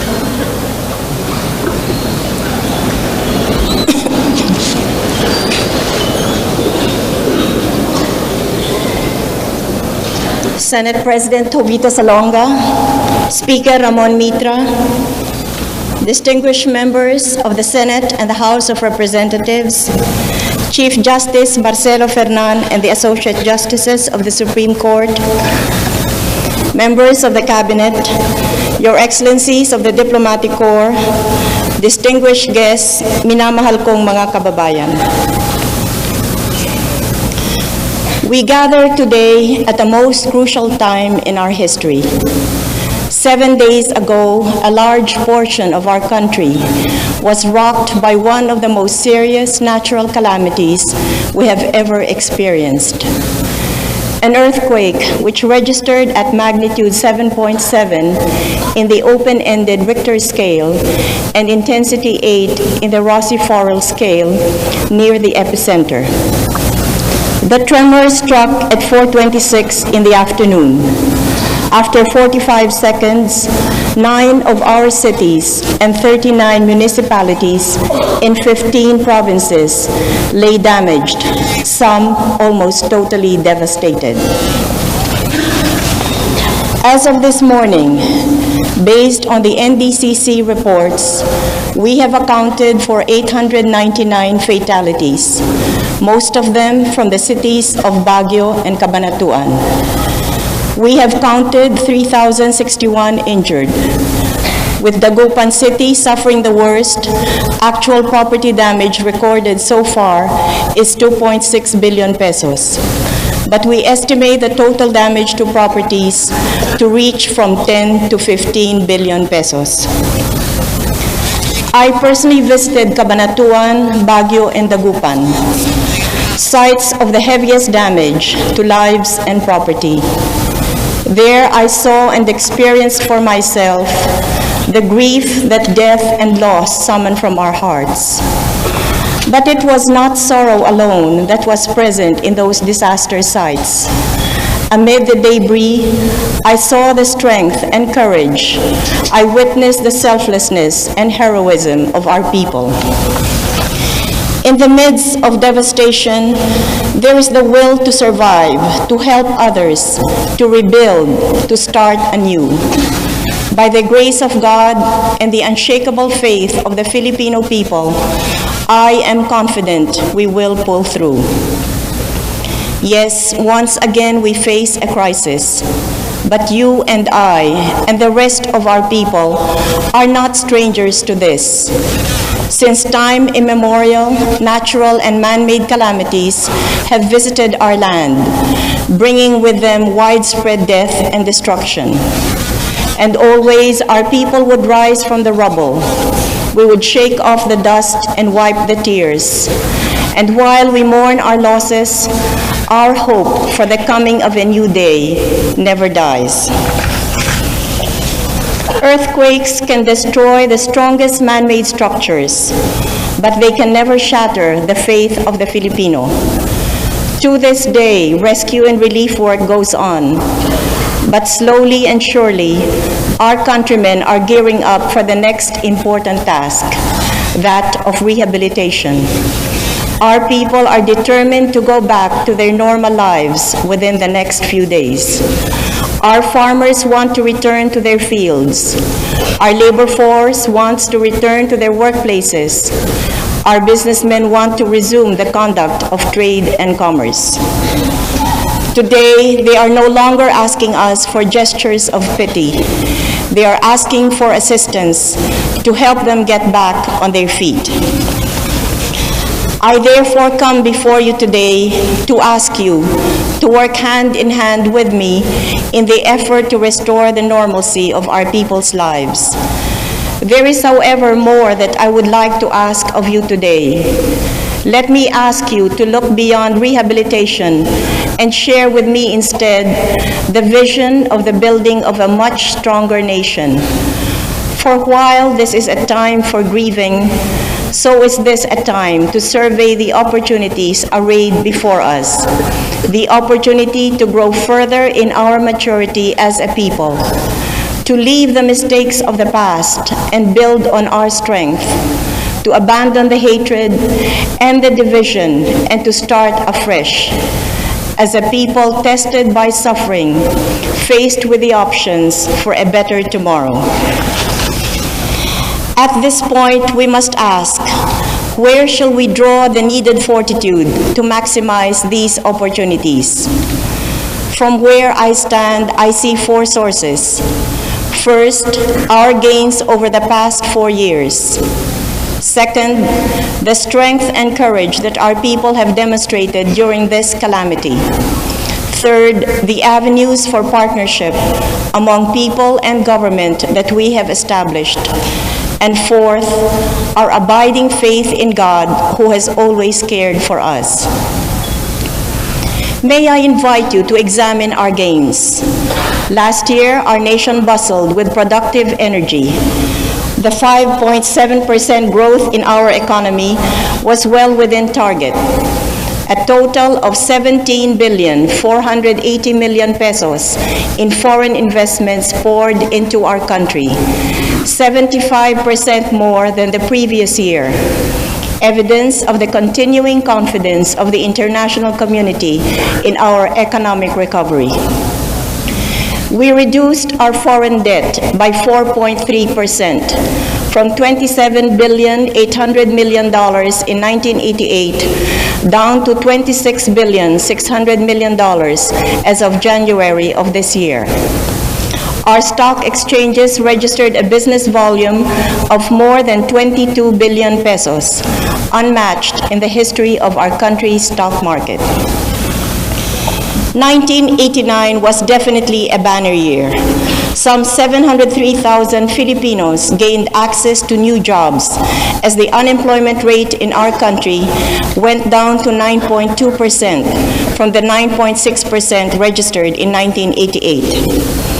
The annual per capita income of our workers rose by 3.3% as we moved to ensure that no government worker would receive a salary lower than 2,000 pesos and to increase the minimum wage in the private sector by 25 pesos per day.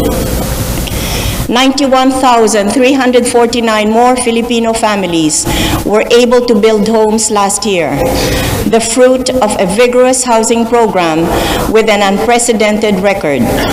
Last year's mark brought the total number of our beneficiaries from 1986 to 1989 to 193,735 families. This shows our ability to provide new homes for an average of 64,578 families every year, surpassing the record of 1975 to 1985, where an average of only 28,543 families were given shelter annually. Over 1 million school children, including those living in remote barangays, benefited from the 26,406 classrooms constructed last year. 2,503,794 high school students benefited last year from our free secondary public education program. In addition, 101,000 more young Filipinos were able to attend high school last year. These are the students who cannot be accommodated in our public high schools, but whom we assisted through service contracts with private educational institutions. In February 1986, the lowest paid teachers, or those in teacher level 1, were receiving only a measly basic salary of 1,096 pesos plus allowances of 350 pesos. In recognition of their crucial role in the upbringing of our youth, together we endeavored to raise this pay level. Today, our teachers in the lowest bracket are receiving a total of 3,102 pesos, plus additional compensation paid from the local funds of the local government units where they serve. In February 1986, the highest paid teachers, or those in the secondary principal 4 level, were receiving only a total package of 2,393 pesos. Today, that has been raised to 7,478 pesos. Some 1,407 more kilometers of major roads and 4,890 kilometers of feeder roads were constructed last year. This brings the total number of major roads built from 1986 to 1989 to 3,365 kilometers and feeder roads to 18,120 kilometers. 27,530 more hectares of farmlands were irrigated last year, benefiting 18,500 more farmers. Nearly 7 million more Filipinos gained access to safe drinking water with the implementation of 51,820 water supply projects. From 2,042 barangays all over the country, among them the remotest, 2,700,000 more Filipinos now enjoy power supply. Last year, we added 349 barangays to this number. In all of our efforts to sustain the forces in our economy, we have emphasized the use of science and technology. At present, we are transferring technology from those who generate them to the end users, especially in our rural areas. Thus, we are supporting the widespread use of organic fertilizers in rice culture. This would save us some 241 million pesos yearly if used to replace half of present fertilizer imports. This type of fertilizer will increase farm income by as much as 3,000 pesos per hectare every crop season. We are also studying the potentials of locally developed technology using agro-waste, such as coconut husks, corn cobs, and coffee hulls, for brick making, grain drying, and power generation. This is called the gasifier combustor. If 1/5 of these agro-wastes replace the 4 million barrels of bunker fuel we now use for power generation, we could save about $70 million yearly. Our advances in these areas receive further boost from our accomplishments in the peace and order scene. Last year, over 3,500 rebels from both the communist and secessionist movements returned to the fold of the law.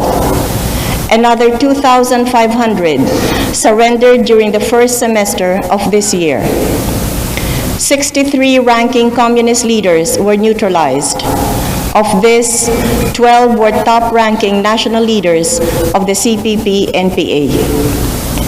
We have reduced the fighting strength of the CPP-NPA by 19% by the end of 1989, and we brought down the number of communist-affected barangays by nearly 2,000, or 25% of the total number in 1988. We registered last year a combat fatality ratio of 1 to 2.5 in favor of the government, the highest such favorable ratio in 6 years. In all parameters of our counter-insurgency effort, we are ahead. Also, in the interest of peace and security, we continued to engage in diplomatic moves to formalize agreements and treaties protecting our interests. We undertook serious efforts to resolve territorial disputes. Our diplomatic missions have kept our lines open with the Organization of Islamic Conference countries. We have consistently used this access to apprise these countries of our accelerated implementation of autonomy for Muslim Mindanao. And as the century of Pax Pacifica beckons, we continue to strengthen our foreign relations through our commitments to pluralist democracy, responsible market policies, and development diplomacy, all within the constitutional provisions on national sovereignty, territorial integrity, national interest, the right to self-determination, and the commitment to international peace. These gains would have been meaningless without advances in the area of justice. Here we directed our efforts over the past 12 months at further improving the investigation and prosecution processes and at providing our less privileged countrymen with much better access to our justice system. We initiated the prosecution of civilians who took part in the failed December coup, which cases are now pending in our courts. We also prosecuted and secured the conviction of the accused in such celebrated cases as the murder of Secretary Jaime Ferrer, the murder of NAMFREL volunteers in Quirino, the murder of Father Carl Schmitz, and the attempted large-scale smuggling of firearms. We adopted measures to expedite preliminary investigation of cases by shortening the period for appeal and strictly imposing the period within which cases must be resolved. We have also weeded out corrupt and inefficient prosecutors. We relentlessly pursued drug syndicates and gambling lords and busted their operations. We gave 184,208 indigents free legal aid. And because of the need for suitable and dignified facilities for our judges and other officials in the justice system, we are constructing halls of justice in various parts of the country. 23 of these will be ready for occupancy by the end of this month. 16 more will be completed by the end of the year. We also advanced our quest for social justice as 340,000 more Filipino farmers were given ownership of the land they till, 85% more than the number in 1988. In the process, we have distributed 13 times more land to former tenants under our comprehensive agrarian reform program than was distributed from 1965 to 1985. We also ensured that the lands they now own will become more productive through financial and technical support. Last year, we released 820,250,000 pesos in production loans to farmer beneficiaries. This sum brings to 1,170,000,000 pesos the total amount of production loans we have provided to 220,368 farmer beneficiaries since I signed the Comprehensive Agrarian Reform Law passed by this Congress in 1988. Our determination to implement our policy of decentralization found concrete expression when you and I began the process leading to the creation of 2 regional autonomous governments. The first to undergo this process were provinces in southern Philippines, where most of our Muslim brethren live. This vesting of political autonomy underscores your firm resolve and mine to continue enhancing the lives of Muslim Filipinos through their more meaningful participation in our nation's political life. On November 19 last year, our countrymen from this region cast their ballots, making their voice heard in the proposal to include their respective provinces in the proposed autonomous region. Sulu, Tawi-Tawi, Lanao del Sur, and Maguindanao chose autonomy. In this autonomous region, on February 17, 1990, over 600,000 voters went to the polling places once more, this time to select from 126 candidates the occupants of 23 elective positions in the Regional Assembly. By the first week of this month, all the winners have been proclaimed, thus completing this chapter in their bid for regional autonomy. The second to undergo this process was the Cordillera region. On January 30, 1990, the proposed Organic Act for the autonomous region of the Cordilleras was presented to the voters there. The province of Ifugao accepted membership in the autonomous region. Political and material progress are, however, not the sole measures of democracy's success.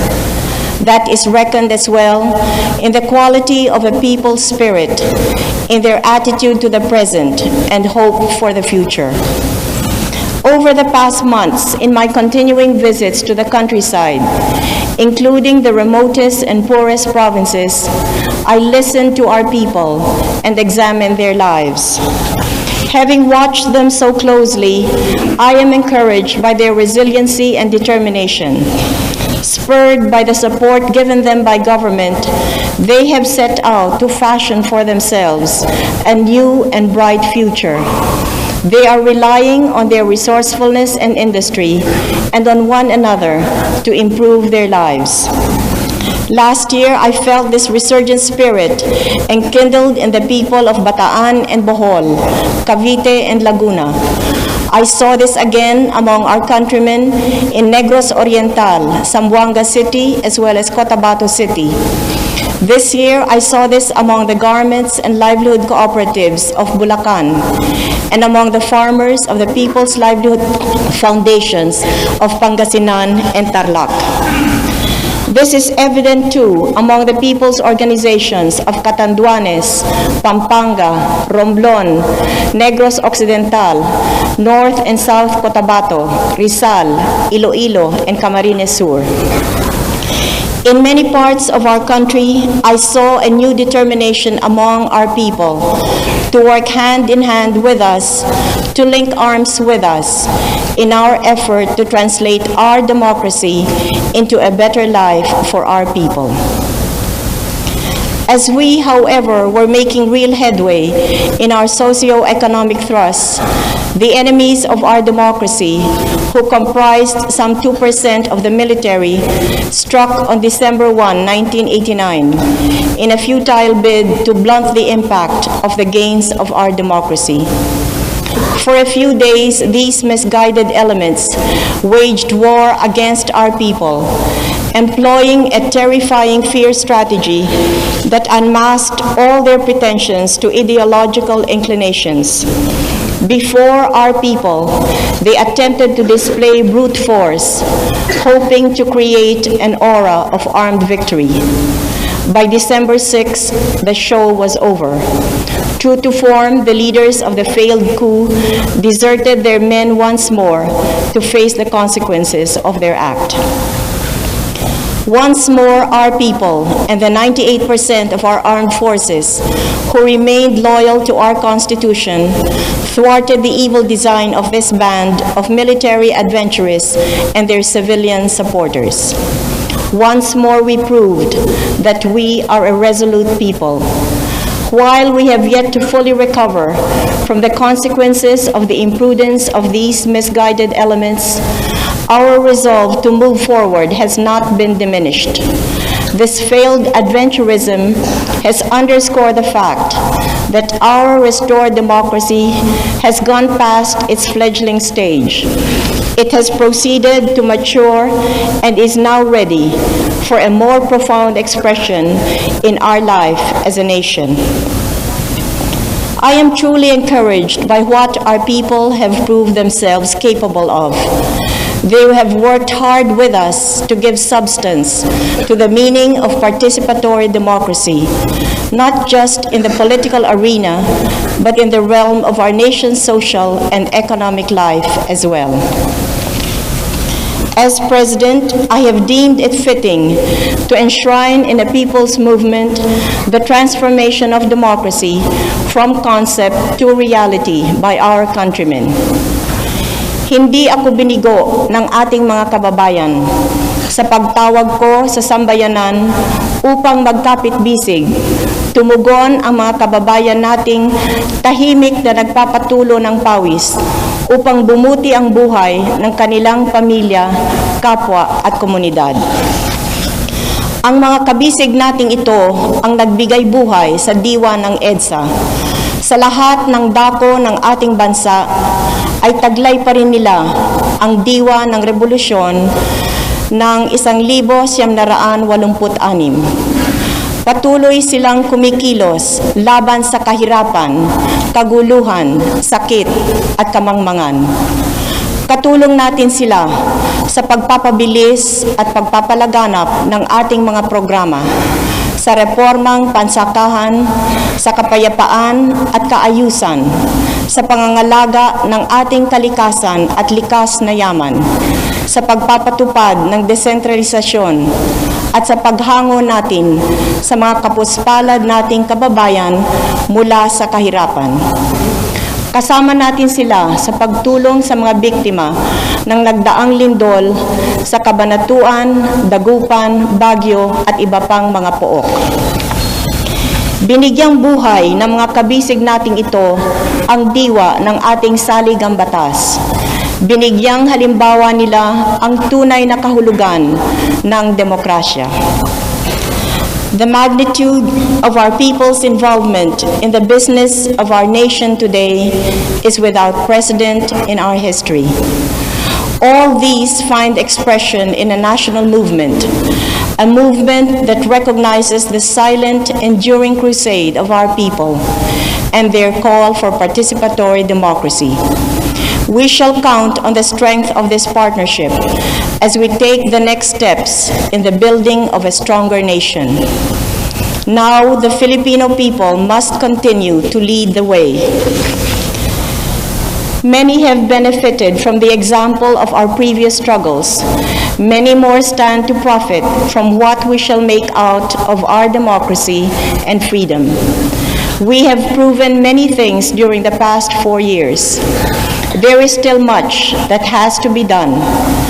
Despite the limited time left, we have our gains of 4 years to build on. And from where I stand, I see that our nation is ready to take that giant step forward. Many of the needed reforms are in place. Our democracy is tried and tested. Our people are firm in their commitments. We in the elected leadership must lead the way. We must demonstrate the willingness to pay the price, to accept the sacrifice that accompanies these decisions. Above all, we must show the supreme example of unity. Unity born out of our shared aspirations for the common good. May I now invite you to examine the challenges involved in this important step forward.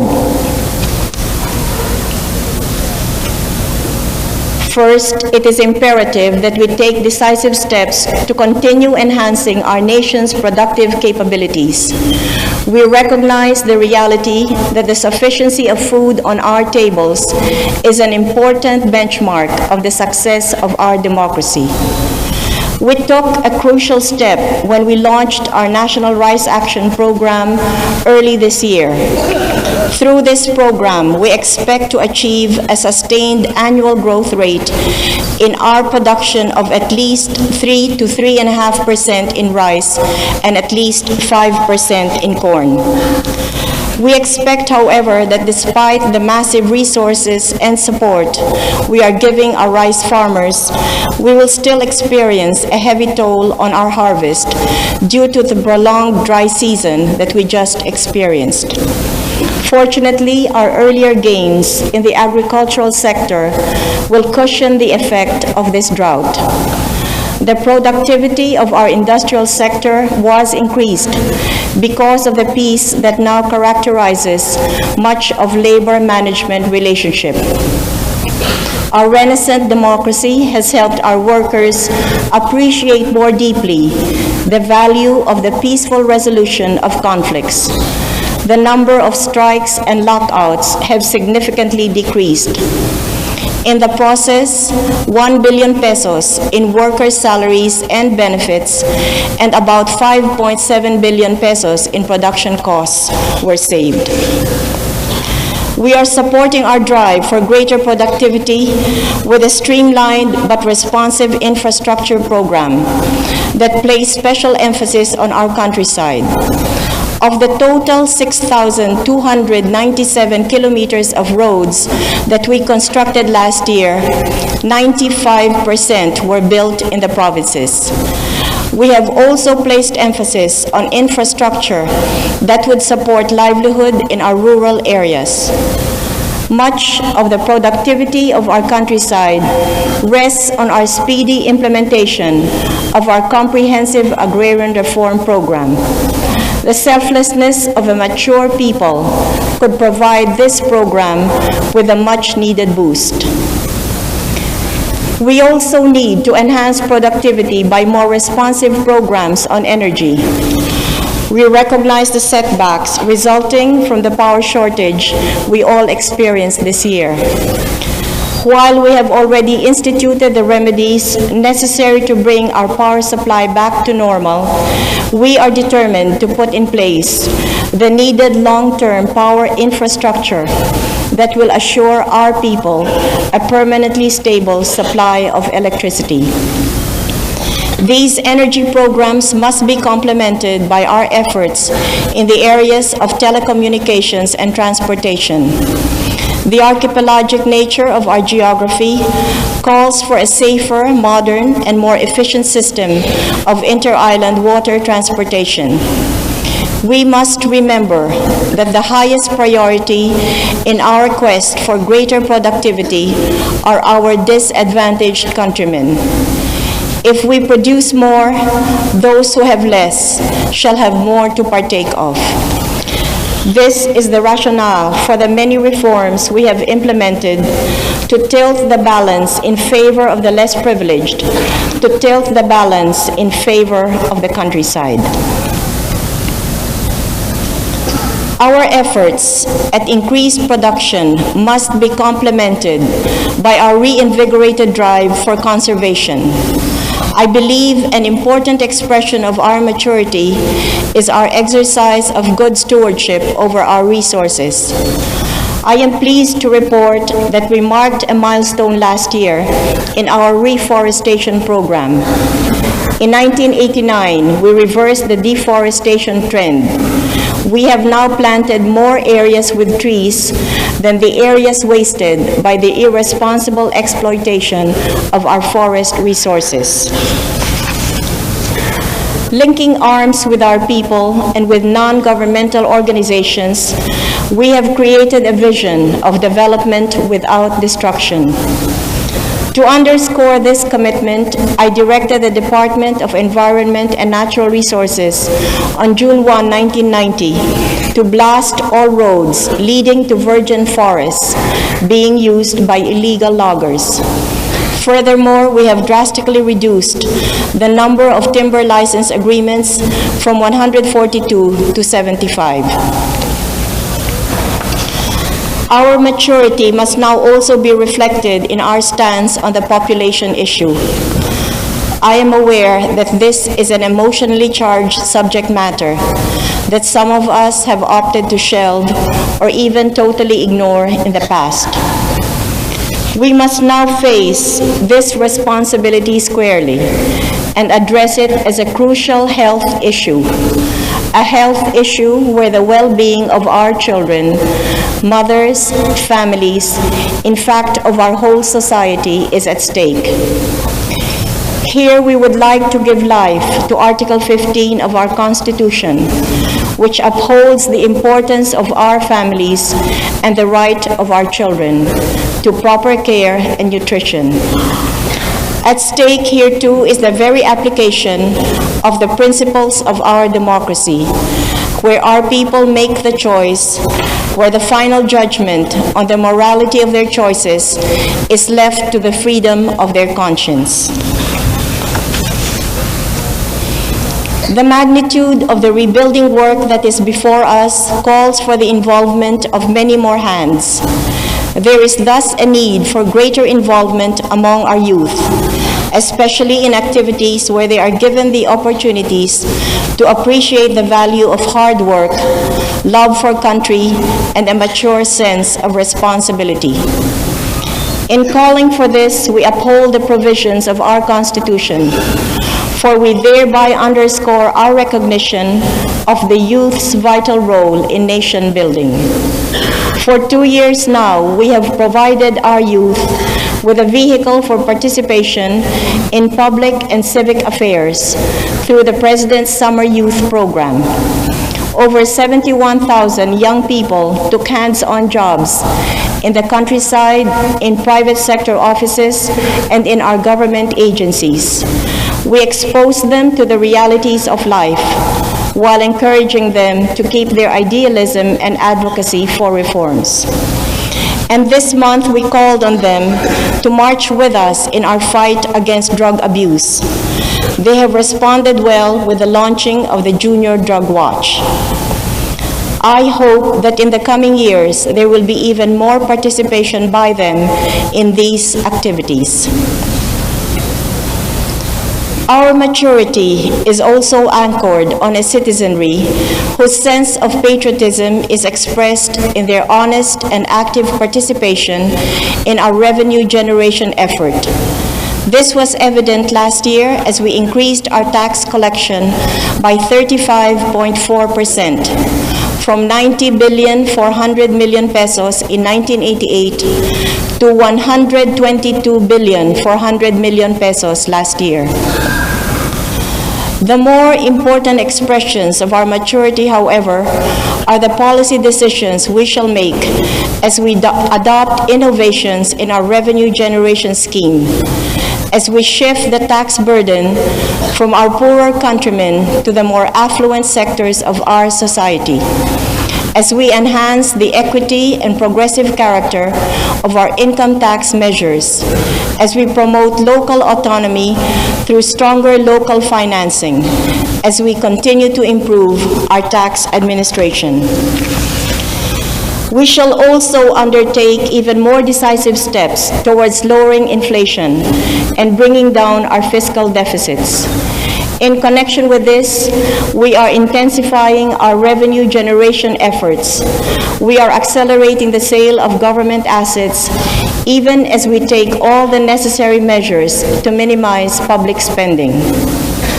We will not stop until we bring down the public sector deficit to the more tolerable 3% as a ratio to our gross domestic product. We are determined to bring this ratio further down in the next 2 years. We continue to strive to make compassion a genuine hallmark of our society. But as we take the path of maturity, we see the greater need to balance compassion with the strength of the arms of justice. Painful though it may be, we must look at the options for heavier penalties for plunder, for heinous crimes, for crimes against public order, including rebellion, and attempts at seizing the powers of the state. Our maturity is anchored too on the commitment of our soldiers to our constitutional democracy.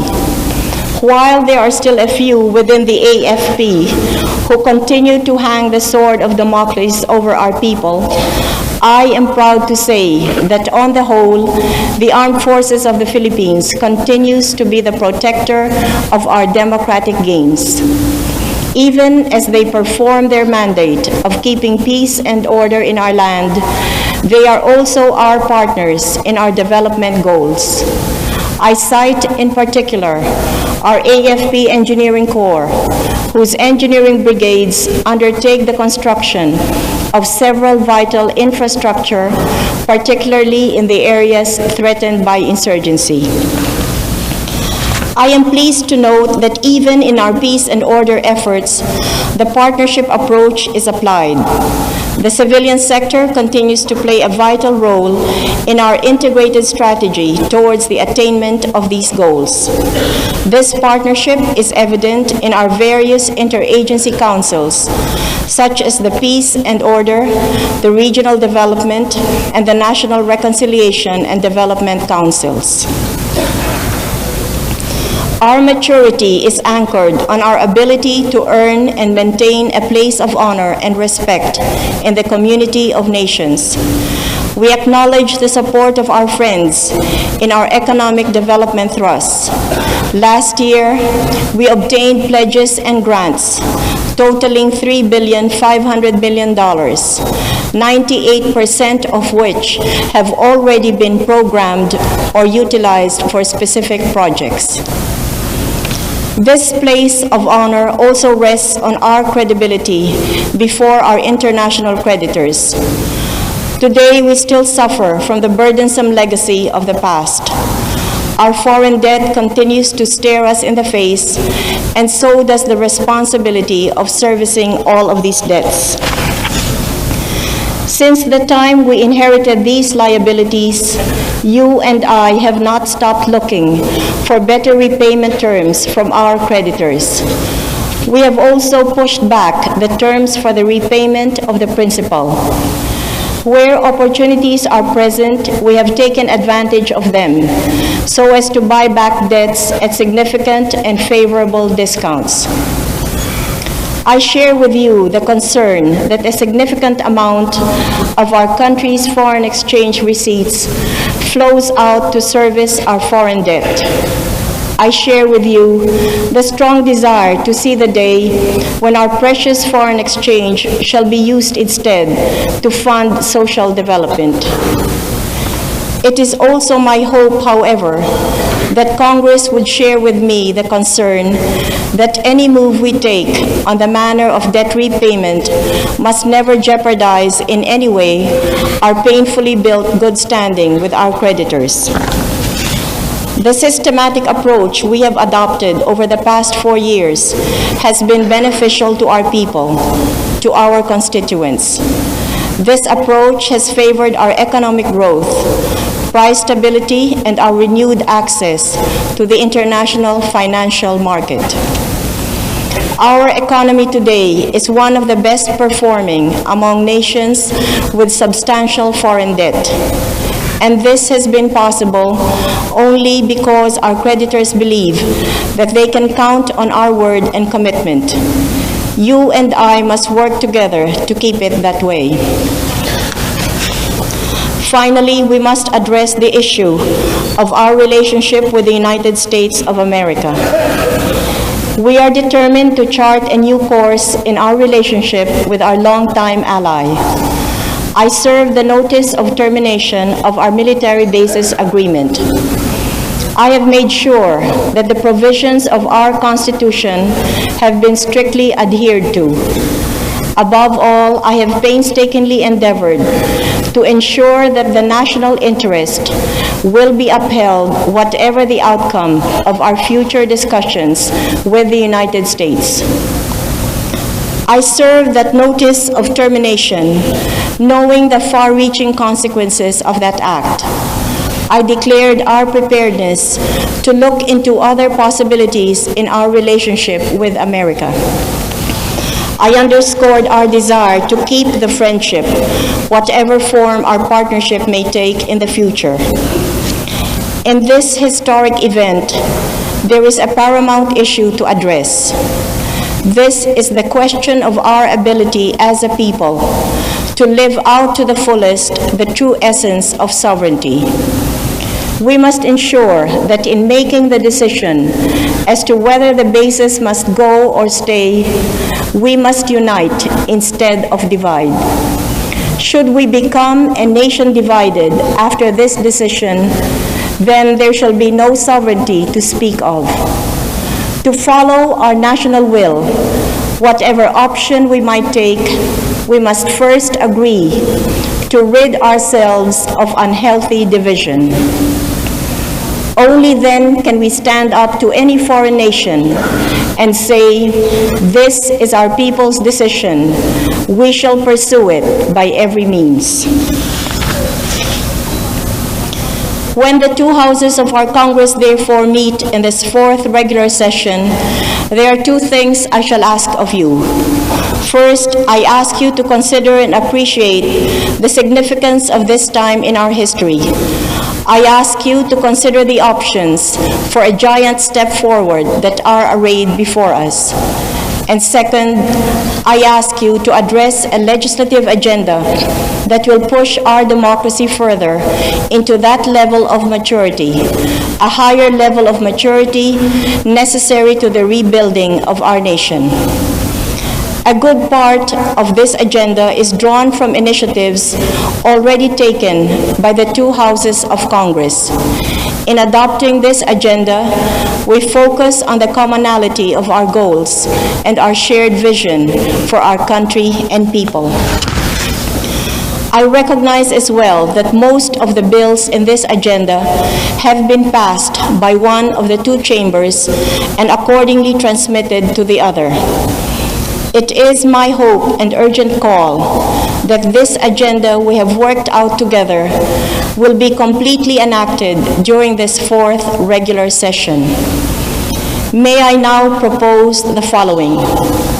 First, to help our countrymen in the disaster areas, the immediate passage of House Bill 31448, appropriating 10 billion pesos for aid, relief, and rehabilitation, and for the repair and reconstruction of permanent structures affected by the recent earthquake. Second, to further hasten our poverty alleviation and countryside agro-industrial development thrusts, the passage of the following measures. 1, providing small and medium enterprises with capital of less than 5 million pesos with an integrated assistance package and services, including more accessible credit and financing. 2, strengthening the social amelioration program for the sugar industry. 3, establishing a Magna Carta for small farmers, which seeks to further improve agricultural productivity and income. And 4, providing for a code governing the development and conservation of our fishery and aquatic resources.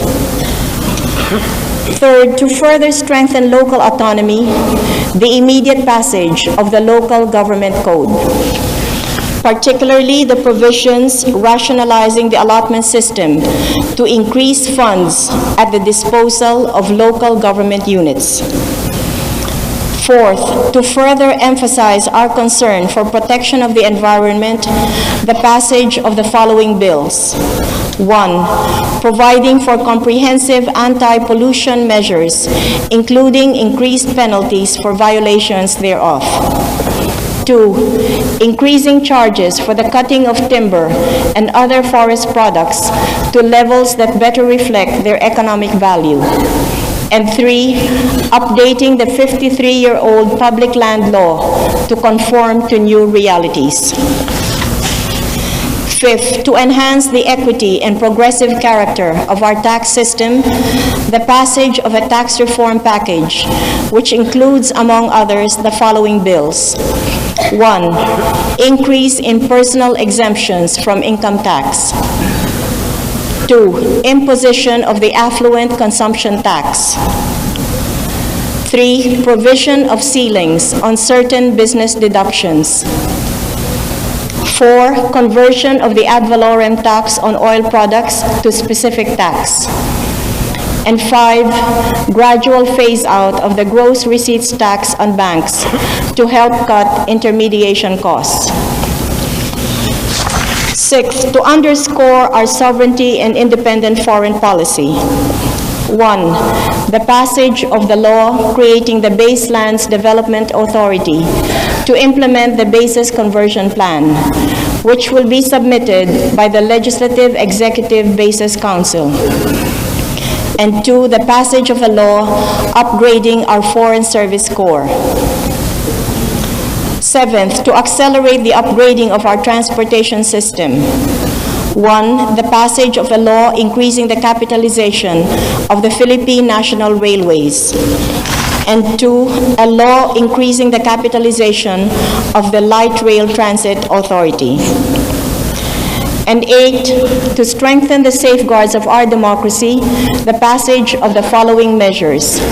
1, a revised bill repealing Presidential Decree 1850, thereby strengthening civilian supremacy over the military. 2, the anti-coup and the anti-plunder bills. 3, a bill providing for a witness protection program. 4, omnibus amendments to the Dangerous Drugs Act. And 5th, the passage of electoral reform measures. I join our people in thanking the ladies and gentlemen of both the Senate and the House of Representatives for the continuing legislative support you have given to our nation's aspiration for greater productivity and reform. I cite in particular your work on the following legislation of national importance. Republic Act Number 6810, or the Magna Carta for Countryside and Barangay Business Enterprises. Republic Act Number 6763, on the construction of concrete barangay roads and multipurpose pavements. Republic Act Number 6849, on the installation of municipal public telephones. Republic Act Number 6826, on the grant of emergency powers to the President. And Republic Act Number 6948, upgrading the benefits of military veterans and their dependents. I also acknowledge your help in the passage of the following laws. Republic Act Number 6846, creating the Abot Kaya Pabahay Fund. Republic Acts Numbers 6938 and 6939 on the Cooperative Code and the Cooperative Development Authority. Republic Act Number 6952, establishing the Petroleum Price Standby Fund. Republic Act Number 6956, modifying the excise tax on certain products. and Republic Act Number 6957 on the financing of infrastructure projects by the private sector. I look forward to our continuing cooperation as we endeavor to keep the agenda of our nation foremost in our list of priorities. As President, I reiterate my commitment to institute greater reforms during the next 2 years of this presidency. I am aware of the many obstacles strewn in our path by those who wish to waylay our march towards our goals. I wish to assure you and the rest of our countrymen that I shall never be intimidated. There shall be no rest from my work until the task is completed.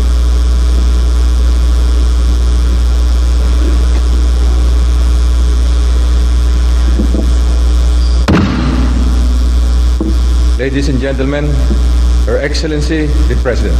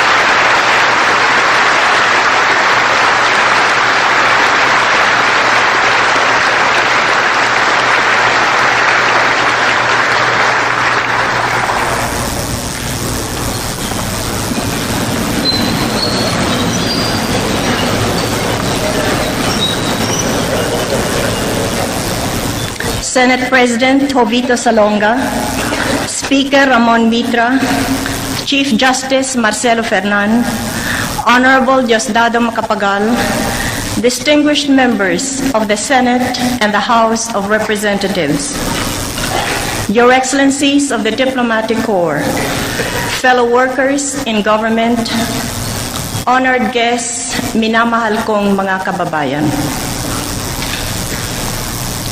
In March 1973, 6 months after the declaration of martial law, Ninoy Aquino was taken blindfolded from Fort Bonifacio and brought to a place he did not know.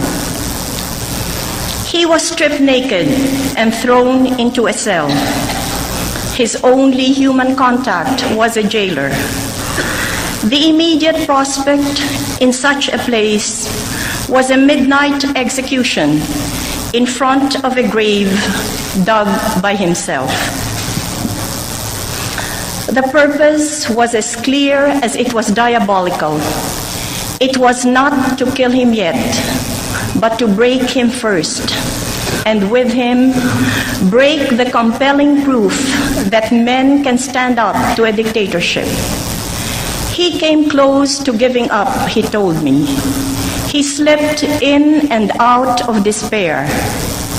But a power that must have been God held him together. He remembered the words of the epistle, God chose the weak to confound the strong. On the 3rd anniversary of his incarceration in Laur, the recollection of his pain gave birth to a poem of hope. This is the poem he wrote.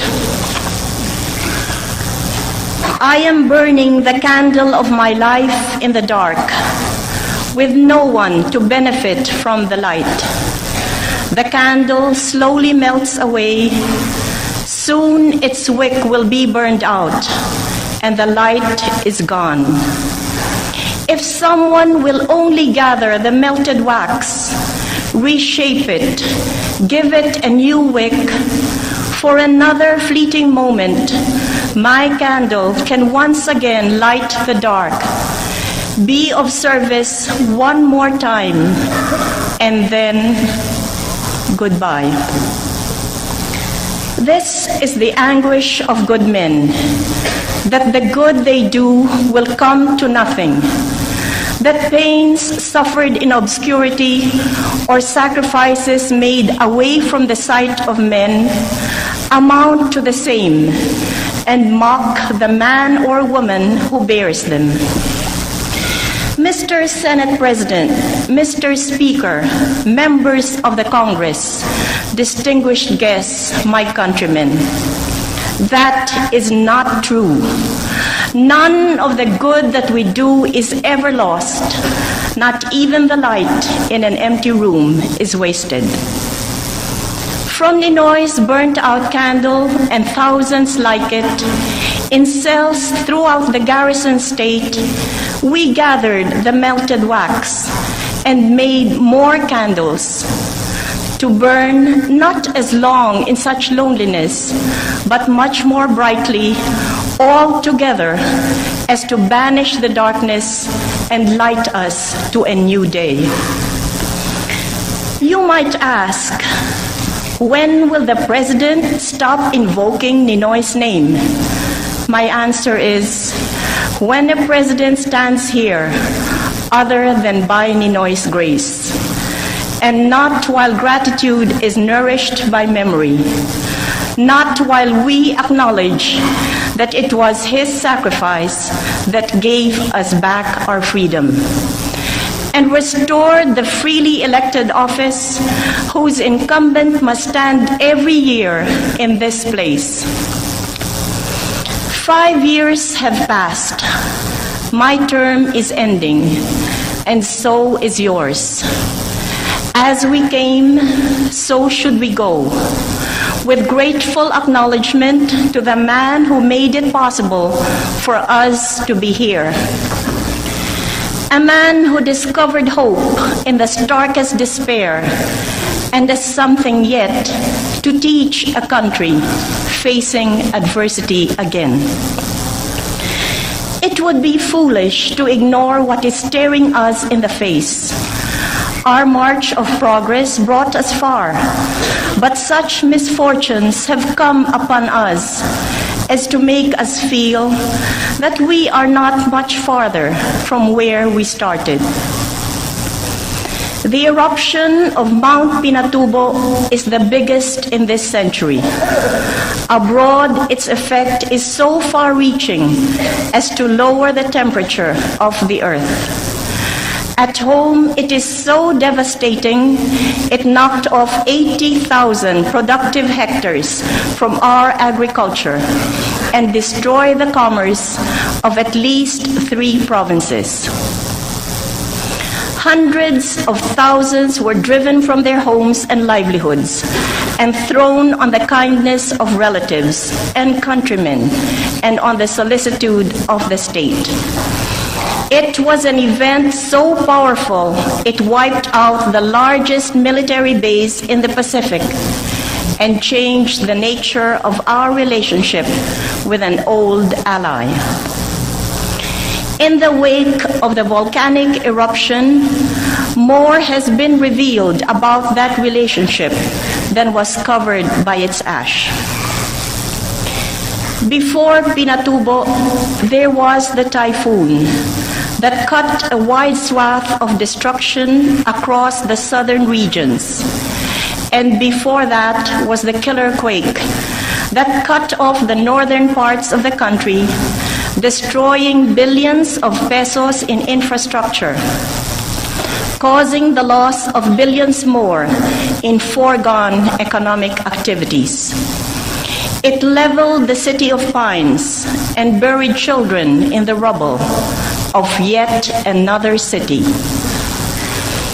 But those natural calamities were preceded by another entirely the work of human hands.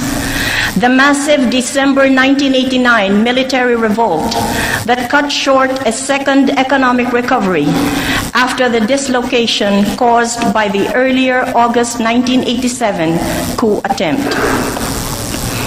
That one strangled the powerful rebound of the Philippine economy after the EDSA revolution.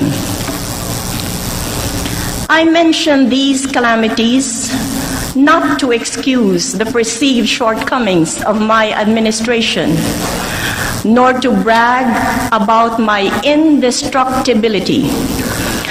I mention them so that we know where we are and why we are here, and the exact requirements of the task to build up this country yet again.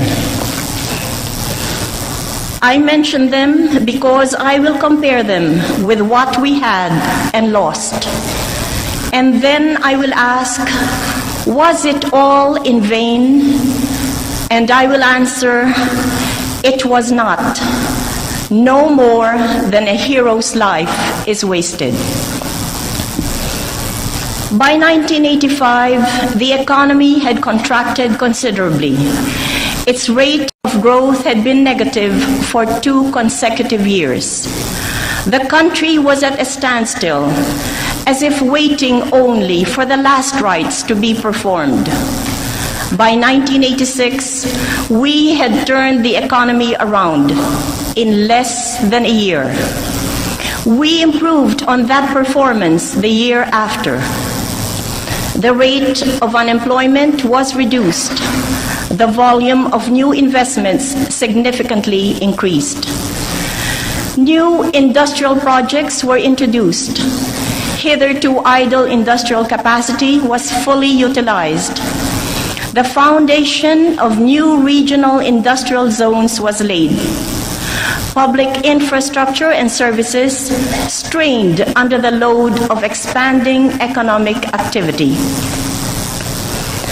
I mention this not to offset the shortcomings of the present with the achievements of the past. I mention it to show what can be done in such a short time and how much improvement was made from conditions far worse than what we have today. The dictator's apologies notwithstanding, that the country is worse off now than when he and his wife were stealing the country blind. This progress was cut off by the August 87 coup attempt. But the economy quickly rallied and in 2 years recovered a great deal of the ground we had lost. We were on the verge of a second takeoff when the December 1989 coup broke out. It drained the last drop of confidence in our future from all but the hardiest spirits and shattered our image abroad. Still, we persevered, achieving gains that admittedly continue to fall short of the galloping needs of a fast-growing population, but real gains nonetheless. Improved healthcare, increased housing, and one of the proudest achievements we share with the legislature, free secondary education. 660,000 youth immediately availed themselves of it. Another 200,000 private school students received scholarship grants under another recent law. 80,000 new classrooms have been built, the first preparation of the nation for the future of economic competition, which will take place in the highly educated minds of the youth. We have made the first serious effort to arrest environmental degradation, already so far advanced in the previous regime that it set up an agency that did nothing about it anyway. We have pushed agrarian reform beyond the point of no return, almost completing its coverage of rice and corn. Its extension to other agricultural activities is proceeding at a pace consistent with our resolve to achieve for the farmer the prosperity promised by agrarian reform and not just its bare legal implementation. Indeed, we started to make up our losses and kept on going through the Gulf crisis, which doubled the price of energy and introduced the element of a tremendous uncertainty, not only about our economy, but that of the world as well. You might ask, having lost so much, so easily, what was the worth of all that effort? With such reversals of fortune, is progress for our country a hope in vain? Paul says that suffering produces perseverance. Perseverance, character, and character, hope. The good we do is never lost. Some of it remains, if not in material goods, then in a deeper experience, a more practiced hand, and the spirit made stronger by that which failed to break it, stronger to meet greater challenges ahead. But in one thing we grew from strength to strength, in the enlargement of our democratic space and the strengthening of our democracy. Every calamity tested the capacity of democracy to absorb distress, find relief, and meet the absolute necessities of the people, without the least curtailment of freedom or compromise of rights. Against our economic gains that are ever hostages to fortune stands one steadfast, unalloyed achievement: our democracy, destined, I believe, to outlive our problems and deck with the graces of liberty the material progress of our future. That achievement is better seen from the disinterested distance of foreign admirers than from the myopic view of those at home who wish to destroy it.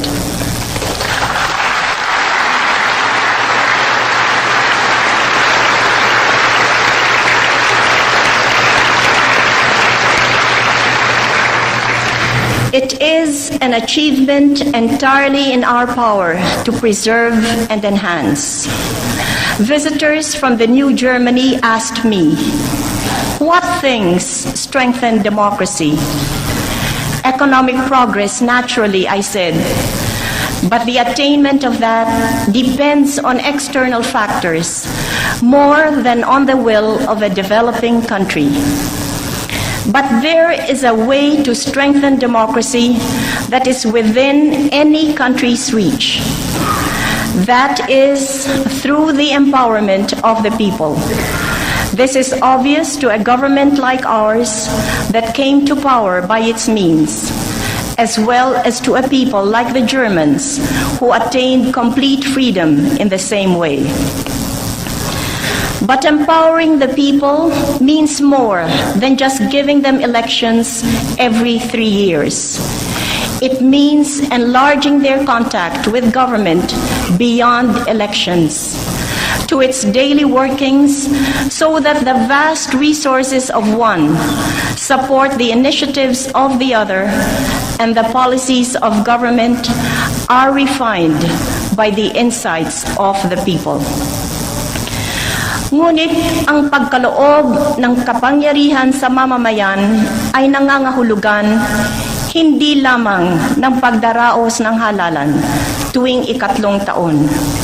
Kailangang pagyamanin ang kanilang pagkakadiit sa pamahalaan, sa araw-araw na gawain ng pamahalaan, upang ang malawak na kayamanan ng isa ay makatulong sa mga pagkukusa ng kabila, at ang mga patakaran ng pamahalaan ay paglinangin ng mga mamamayan. By this means, the lives of the people shall be constantly improved, and the people themselves empowered by the habit of directing their own government. The constant revision of flawed policies and the wider application of good ones are possible only by bringing together the people and the government. People empowerment through people's organizations, NGOs, foundations, and cooperatives is the surest means we know to make government mirror the aspirations of the people.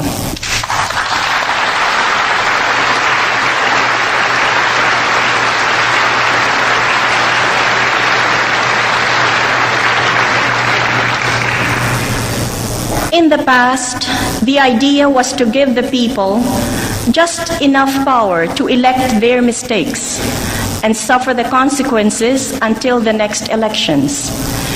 Elections were a safety valve.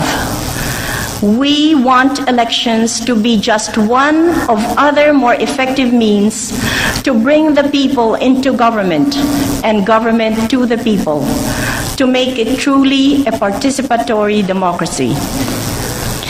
This is the only way to end the character of total war that elections have assumed, where the aim is the division of spoils and the victims are not just the losers, but those who voted for them too.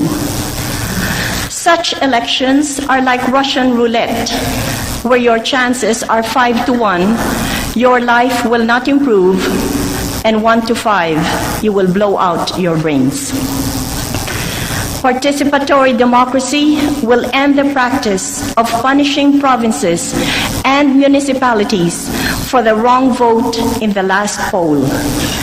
It will separate elections where the people vote for their favorites from the provision of public service, which every Filipino has a right to expect from the government, regardless how he voted. This administration has made large steps in that direction.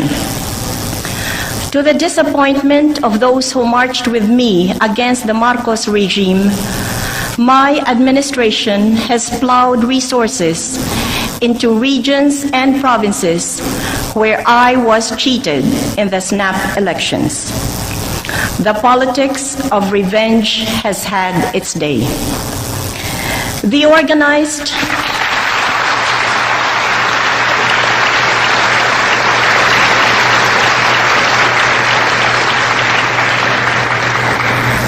organized participation of the people in daily government may provide the stabilizing element that government has always lacked. Policies have radically changed with each administration, yet the basic needs of its unchanging constituencies have not been met. Less bureaucracy for business, more public services and infrastructure support for agriculture and industry, an economic safety net for the common man. The active participation of the people in government will lend proper direction and continuity to policy. This is what I wish for most, that after me, the continuity of our work is not broken, so that things well done shall be completed and the same mistakes avoided by succeeding administrations. In this way, nothing done shall go to waste, and the light of a misplaced candle shall still be valued for the light it sheds on the things to avoid. I am not asking that all my programs be blindly followed by my successor. God knows we have made mistakes. But surely our objective is right, the improvement of our people's lives. And the new way is much better than those before. To give the people greater power over their lives is the essence of democracy that we must strive to bring out completely.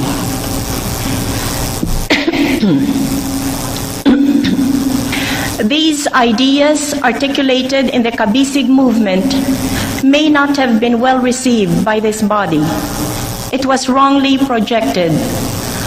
I should make it clear that the Kabisig and the whole movement of people's organizations that I have tried to encourage will be campaigning hard for one candidate only, the Filipino people and no one else.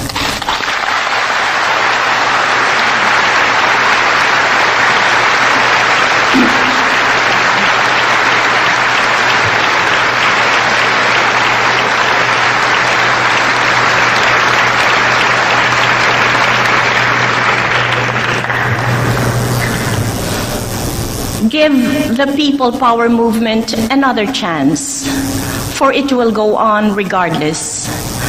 I ask you to consider that we have tried the politics of spoils and patronage for half a century with no better result than the stagnation of the country in a region where everyone else is racing ahead.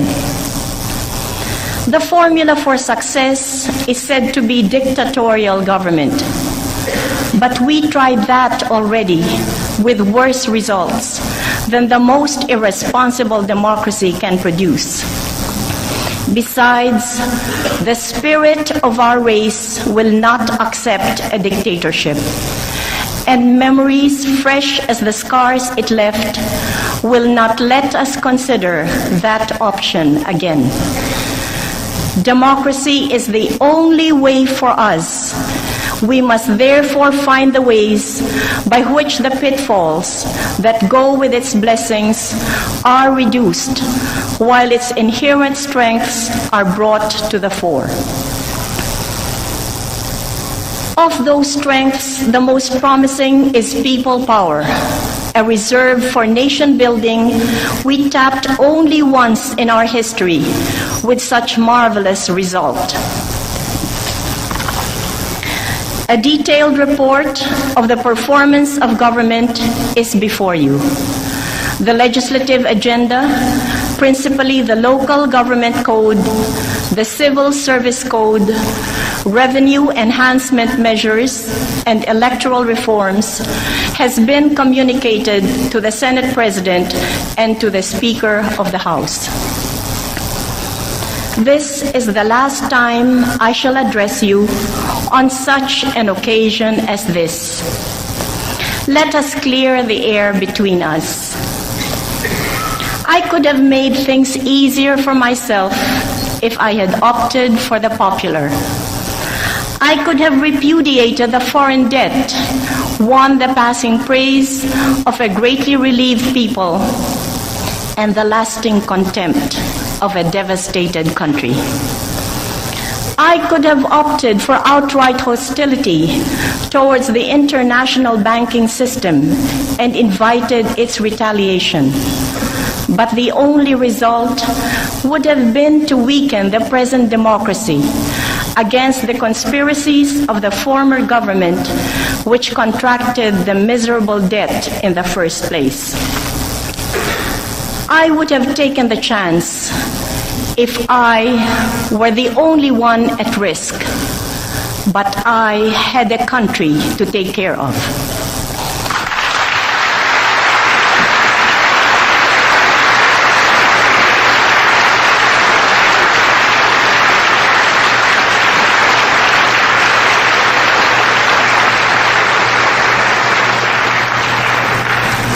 I could have called for an elected constitutional convention.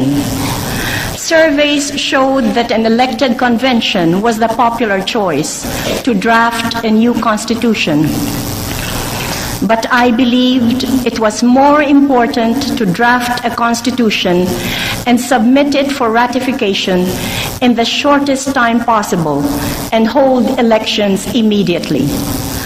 The people and the army needed a full elected government and a constitution around which to rally in defense of freedom. I could not afford the luxury of the popular by waiting out the endless deliberations of an elected convention like the 1971 Constitutional Convention. And besides, what was so great about that experience? After a year of talk and scandal, the final draft was prepared in Malacanang, approved by the frightened convention, and ratified in a fraudulent plebiscite. I could have made things easier for myself if I had allowed the executive to influence the decisions of constitutional commissions. I might have spared myself deep embarrassments by interfering with the judgments of the courts.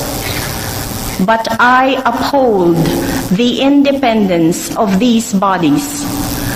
I am convinced it is in all our best interest to respect an independence that may thwart the government's will from time to time, but is yet our best assurance of justice when we will need justice most.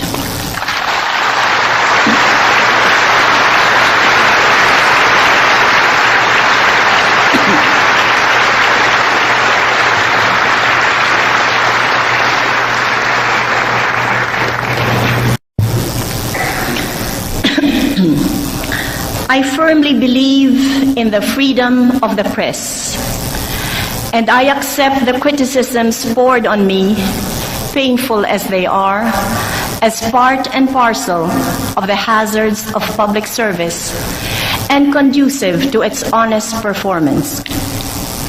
True, I have sued for libel, but I did not use the power of the presidency to advance my cause. And this is shown by the fact that 4 years later, my case continues to drag on. I have not...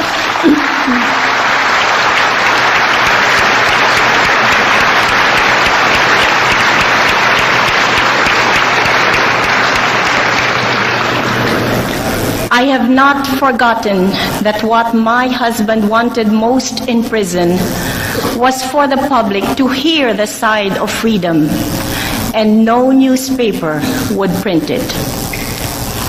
I submitted myself to the judicial process as an ordinary citizen and exposed myself to indignities a president should not endure.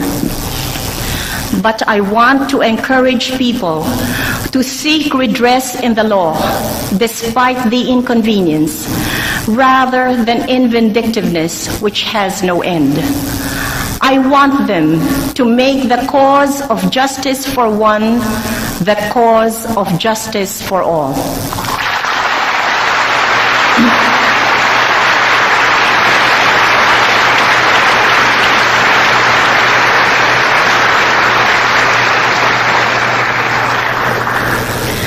I have consoled myself that great men like Gandhi were not spared criticism either, but regardless of it, he pursued the path he believed was true, mindful only of harmful effects on the people, but not of the consequences to him.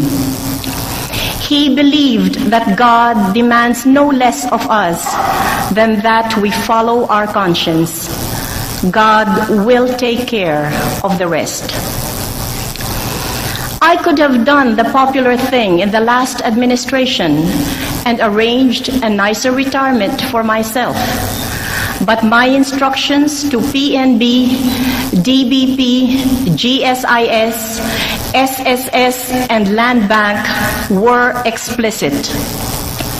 No behest loans and no special favors.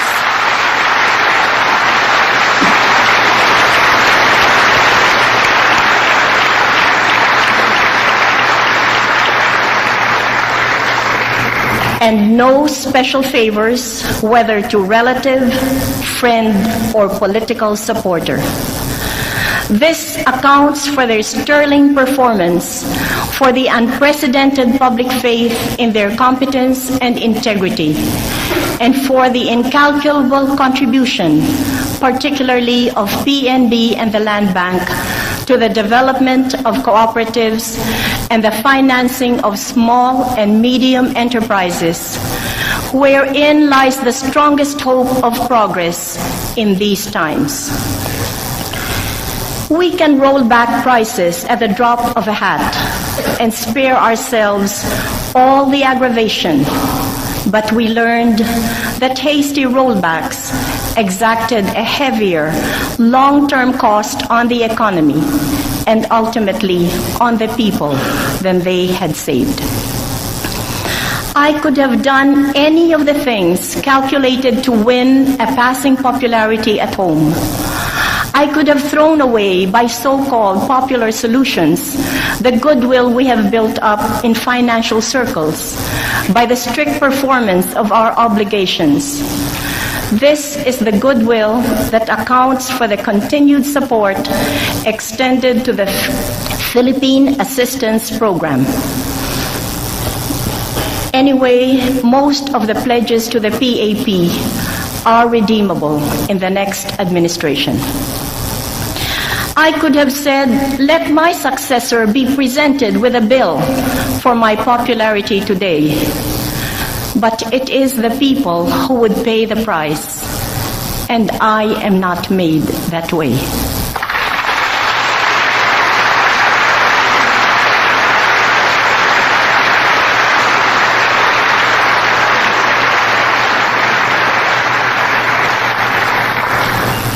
I did not always adopt the ideal solutions proposed by those who have the luxury of contemplation.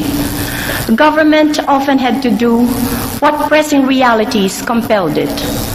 And if the government sometimes lacked better choices, it never lacked the sincere desire to do good.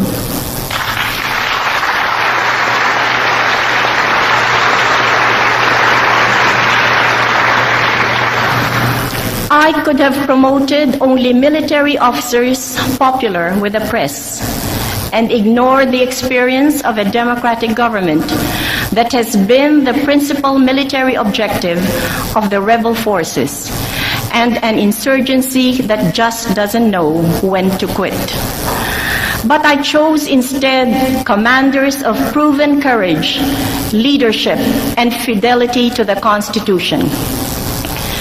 I could do the smart thing still and do the things my opponents unfairly charged me of preparing, rigging the elections in 1992, the way I did not rig the ratification of the Constitution, the national elections, and the local elections, the way they rigged elections from 1969 to 1986. But my instructions to the military and police are explicit. Let them hear it again. The right of the soldier and the policeman is merely to cast his vote.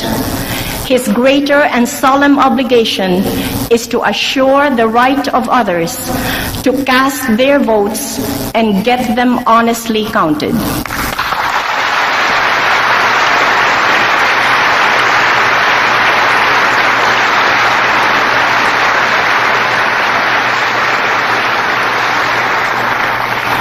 No soldier has the right to combine with his comrades to campaign for a person or party and deliver to them a block of the military vote.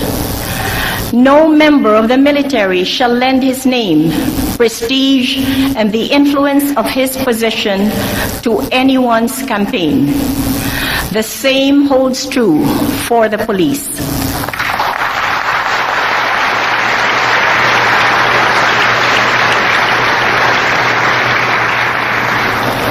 The military has earned the people's trust as the spearhead of their liberation and the constant defender of their democracy. To these honors, it is my aim to add the distinction of shepherding our democracy through its first political succession by clean and peaceful elections.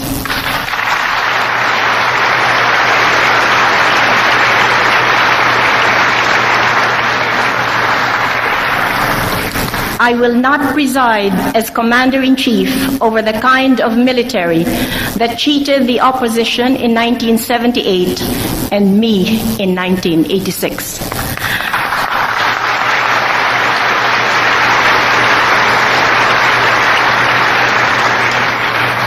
that would insult the memory of the man to whom I dedicate this last address to the joint houses of Congress and stain the proud achievement of this nation in 1986. I specifically charge AFP Chief of Staff General Lisandro Abadia and PNP Director General Cesar Nazareno with the responsibility to assure clean and honest elections.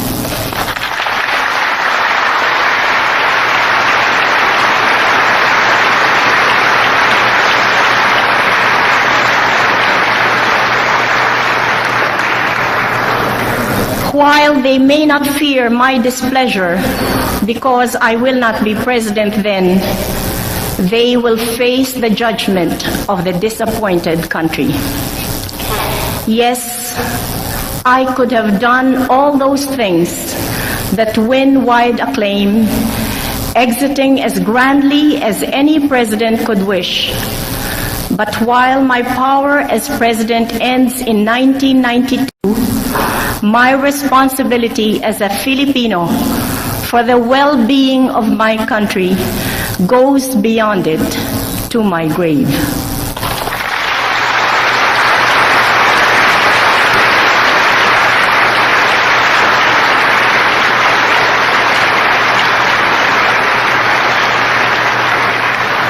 A great part of that responsibility is to do the best I can today, according to my best lights, while I have the power to do it.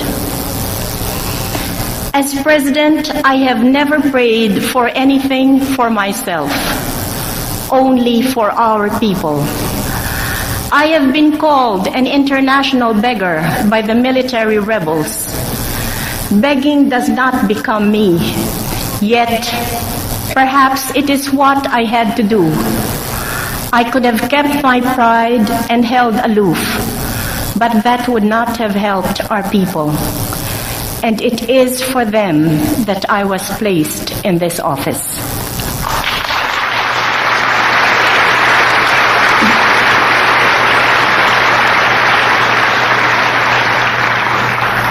Someone who will do better may stand in this place next year. For I believe in the inexhaustible giftedness of the Filipino people. I only hope that he will be someone who will sincerely mean you well.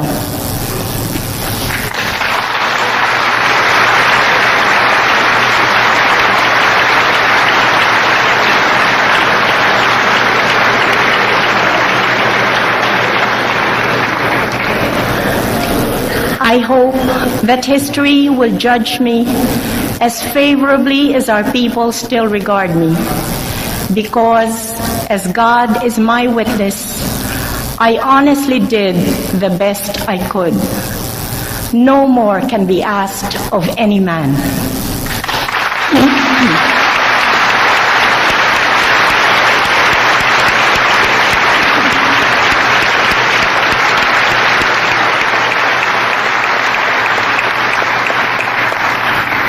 On June 30, 1992, the traditional ceremony of political succession will unfold at the Luneta. The last time it was done that way was in 1965. I shall be there with you to proudly witness the event. This is the glory of democracy, that its most solemn moment should be the peaceful transfer of power.